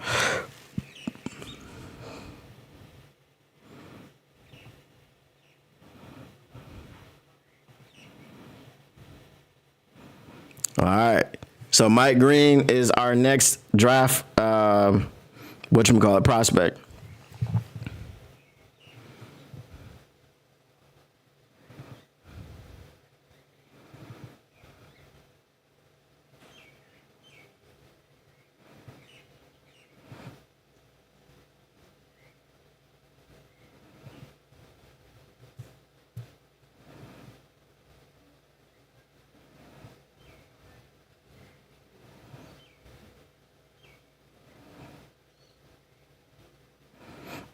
Spit on their grave. I hated my high school QB too. He was trash.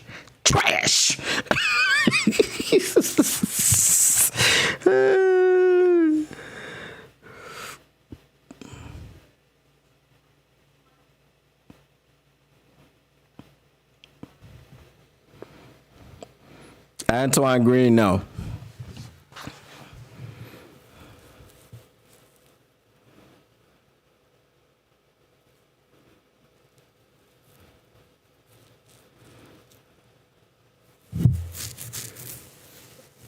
I'm not going to read that tactical sport. Because if I read your comment, they're going to be coming for me.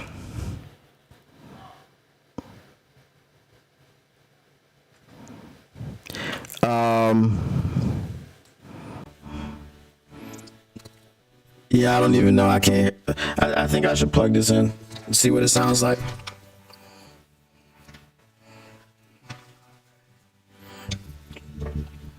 What does it sound like? Should I start singing? Should I go back to Purple Rain? Not Purple Rain. What was it? Party Like It's 1999.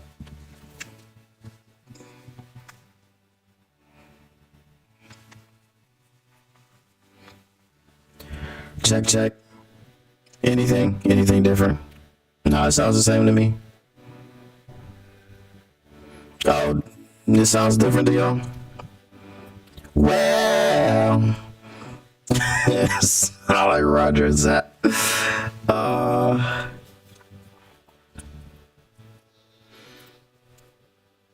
He said almost killed a fifth of Kessler during this conversation. Does that mean you were driving you to drink, or that it was a good conversation? All right, I don't even know what that sounds like. So, hold on. Oh, okay. Hold on. Yeah, I didn't. Oh yeah. Oh yeah. Talking about Jerry Goff. Oh yeah. Go ahead and knock it off. Yeah.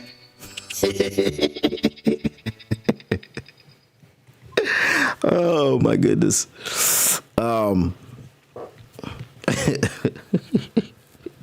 DJ Don P in the house. Apple bottom disease.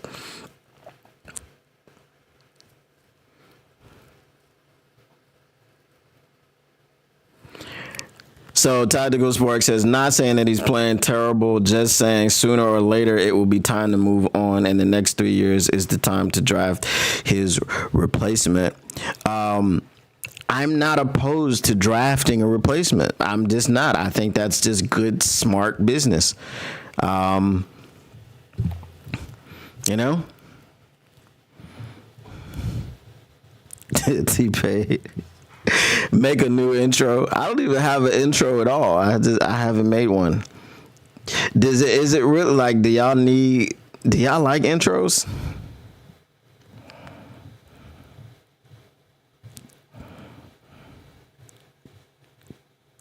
T-Pain is taking. See, T-Pain is smart. He's taking all of his fame. I don't even know if he makes music anymore, but he has a gaming channel, and that's all he does. He sits there and games, and he gets 75,000, watches per video, and he's killing it.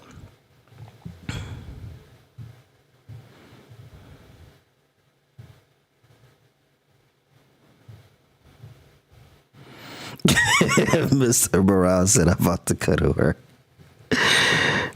MCDP, that's right. Goff is an Iron Man candidate. As far as a backup QB, it's always important for you to have one that makes some sense.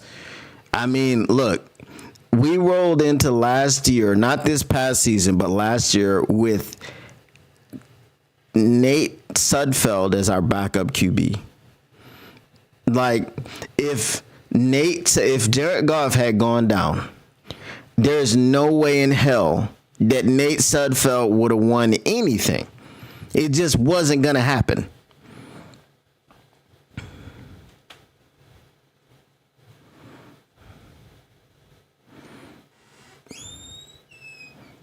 We just need Akon in here for a feature.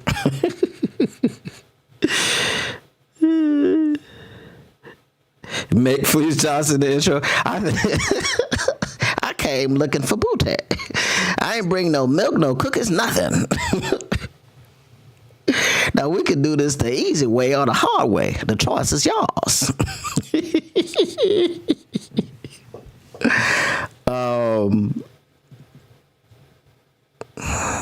If Jalen Milroe is supposed to be dropping, would you draft him?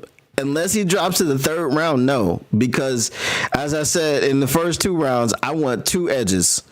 It would be great if we could get Shamar Stewart and Nick Scorton to pair with each other in the NFL.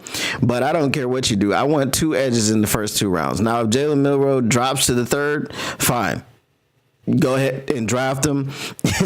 But then it'll be another Hendon Hooker situation. The Bird Black.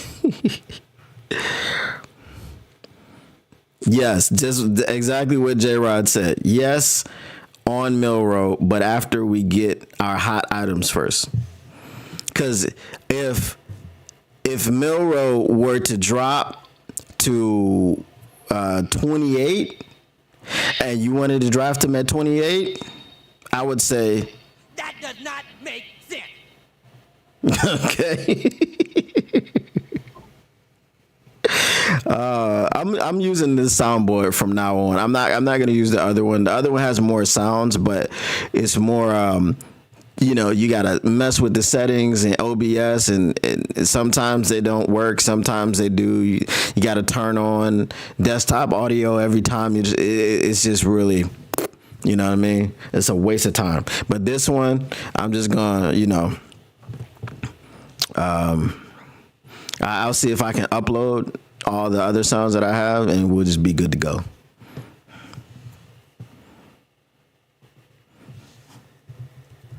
Let's see what we got here.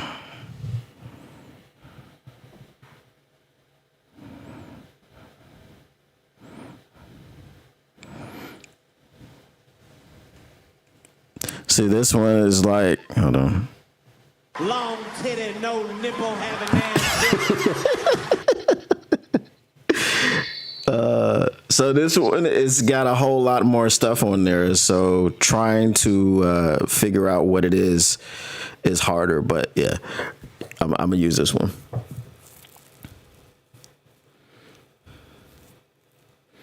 If he's supposed to drop to the third and we don't have to trade up or trade, we don't have to trade up to get him, I definitely would take a flyer on him.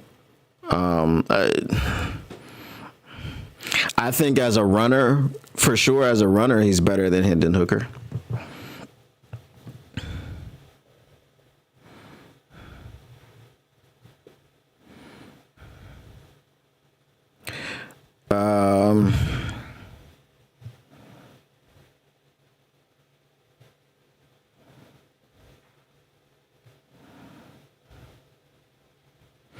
Yeah, I'm out on the projects. So no more Broderick Martins, no more Manus, no more of that. Morris Day.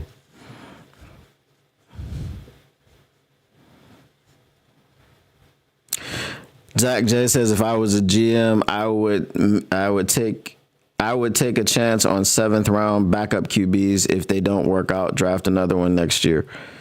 Yeah, that makes sense. You might find yourself a Brock Purdy.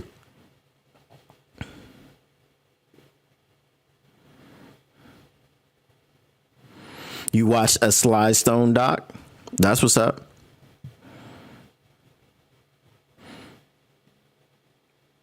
Imagine if Hooker gets injured, I'm done.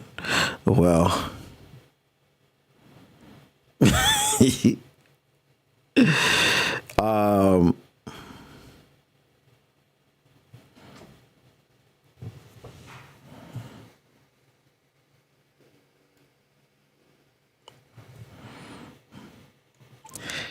if he did get hurt, I would be like, Damn.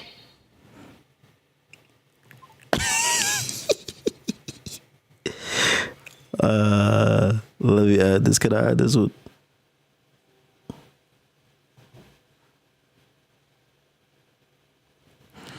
All right, we got that one.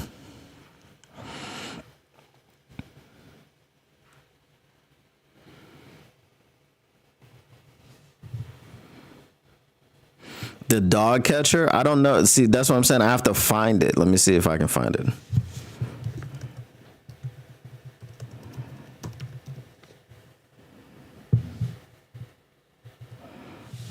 Because if they don't have it, then just...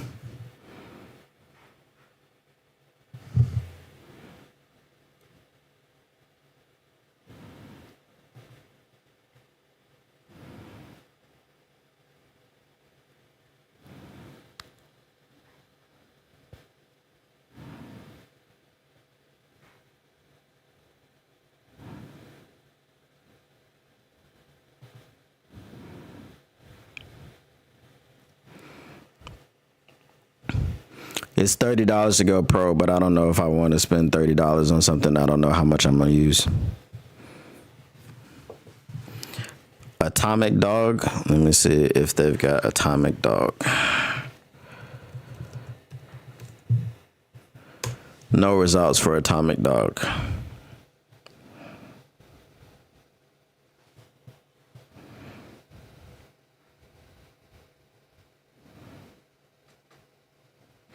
Parliament Funkadelic. I'm pretty sure that's not in there at all. Let me see if George Clinton is in there. Nope.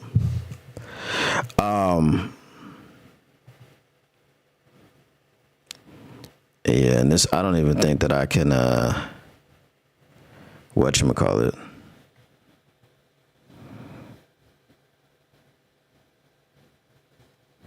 I don't even think that I can upload sounds to this one now.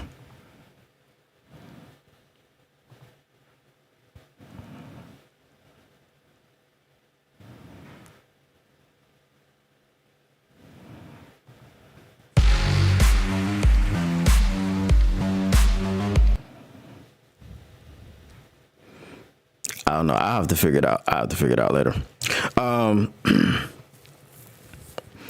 Why must I be like that? Why must I chase the cat? Ain't nothing but the dog in me. Bow wow wow yippee yo yippee yay. Bow wow yippee yo yippee yay.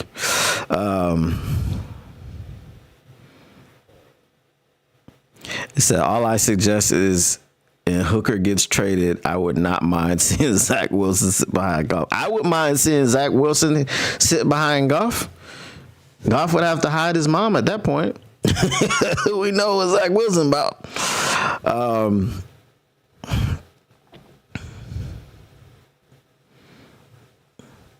Levis would become a free agent 4 years from, so 3 years from now is when Levis would become a free agent.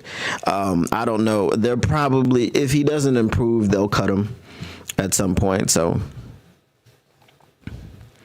But what I would think is even if they drafted someone, if Tennessee uses the number 1 draft pick to draft Shedeur Sanders or Cam Ward, then Levis just is the backup. I don't think they're going to move on from him unless he just, creates a stir and causes a stink, and he just lets them know that he's not going to be part of the future because he can't start there. So, it would be whatever it would be.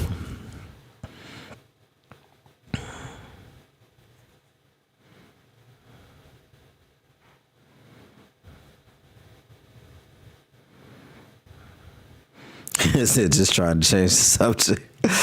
I don't think it's gonna get changed. No mayo in the coffee, guys. No, please no.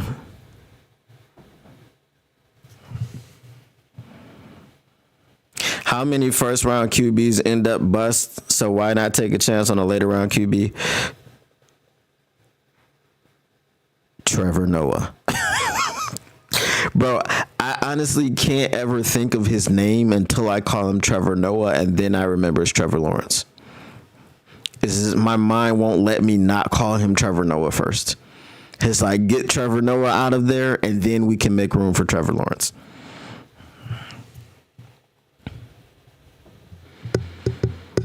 Goff gets injured, season is over, hypothetically. Yes, because we don't have a backup that... Now, they say that they trust Hendon Hooker.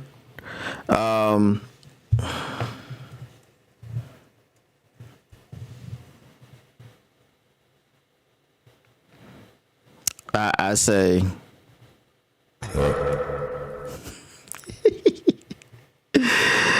I also say... Stop the cap.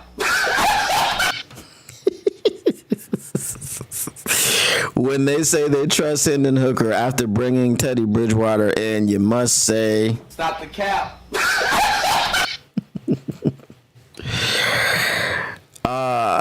Yeah, he's been a bust. That's why I said, because this Zach J was like, with all the... What did he say? He said, how many first-round QBs end up busts? And I said Trevor Lawrence.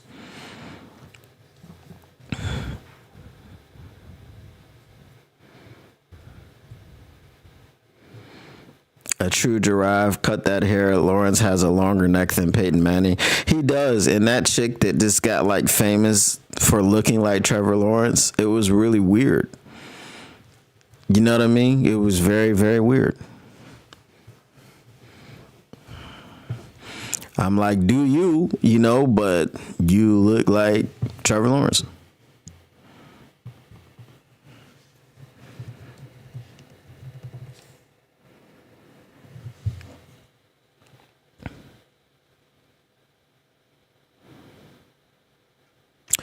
This is my favorite. I'm adding this one right now. So whenever I get attacked for saying something I didn't say, from now on, I'm just going to say, stop it. Get some help. Yes, sir. That is it. That is in it. That is in it.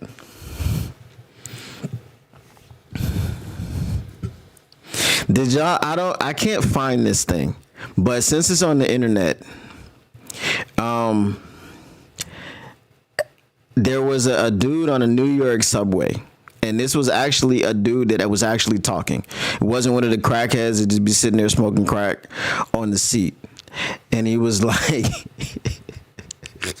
I can't say what he said exactly, but he was talking about people that play for the same team, and he was like, do you, baby, because you ain't gonna do me.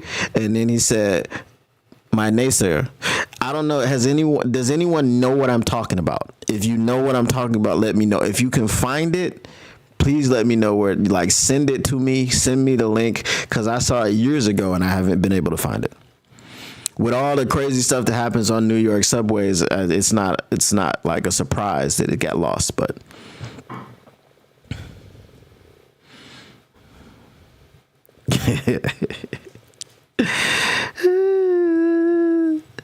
all right, hold on. Let me see if I'm sure I can find that. I'm sure there's a sound for that. Nah, there's actually no sound for that. Wait, there might be. Hold on.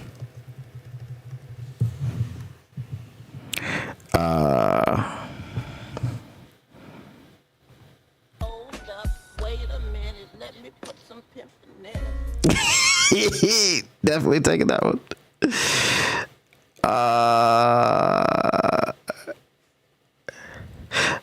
Dang, I'm limit. I reached my limit. Don't be sorry, ho, be careful.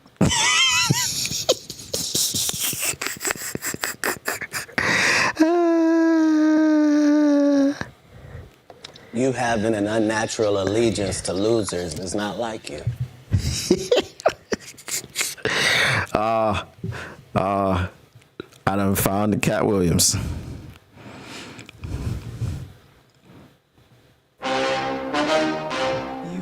Lying ass bitch. I'm having too much fun with this soundboard. I'm having too much fun with this soundboard. Like the Guatemalan who set a homeless girl on fire. I don't know nothing about that.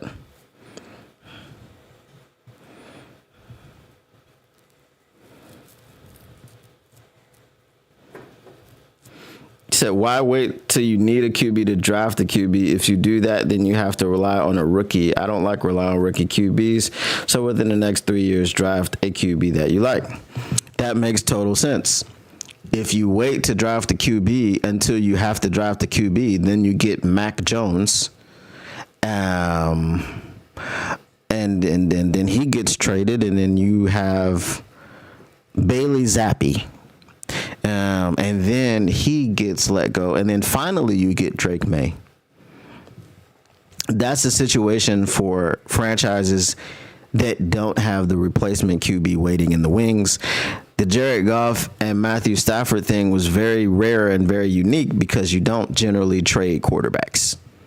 You don't swap them back and forth. When Tom Brady left New England because they had to ship Jimmy Garoppolo out of there, there was no backup plan.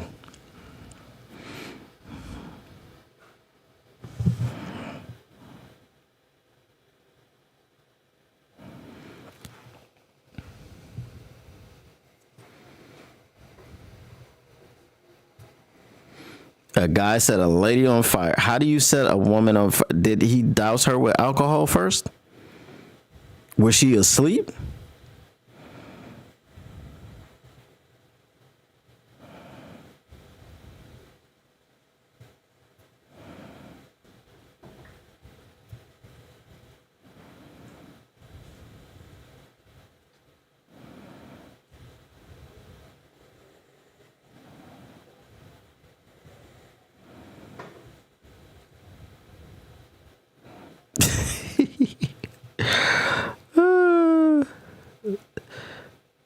That's crazy.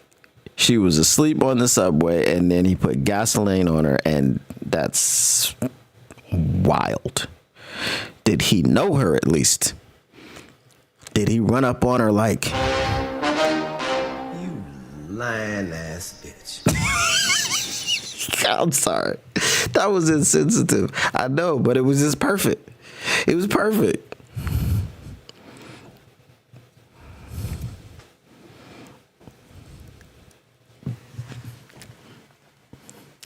I don't know.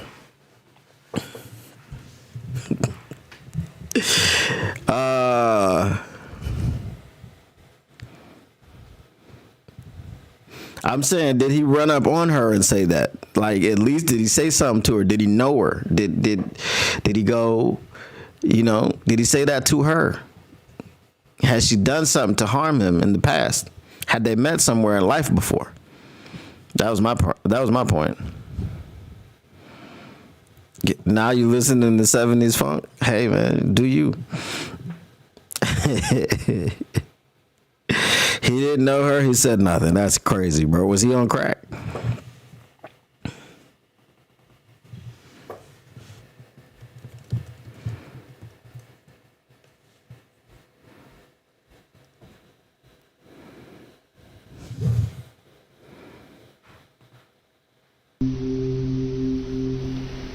This is crack.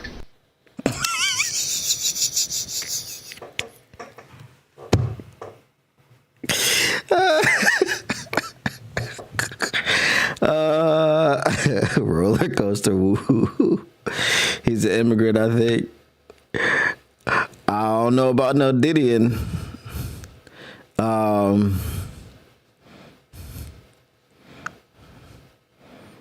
so this was recent. Did this happen? A convicted felon, illegal immigrant from Venezuela. Well, you know how they get down in Venezuela, much like Mexico.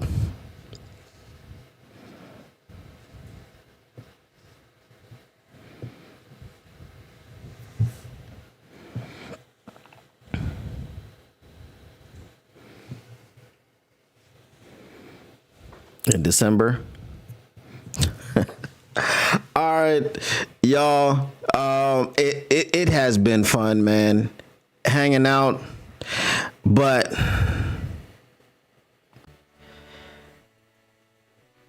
I just gotta let you know, the Motor City Cats back at it. Came to give you stats, not static. Whatever you do, make sure you keep your Lions news pragmatic, and we are peace.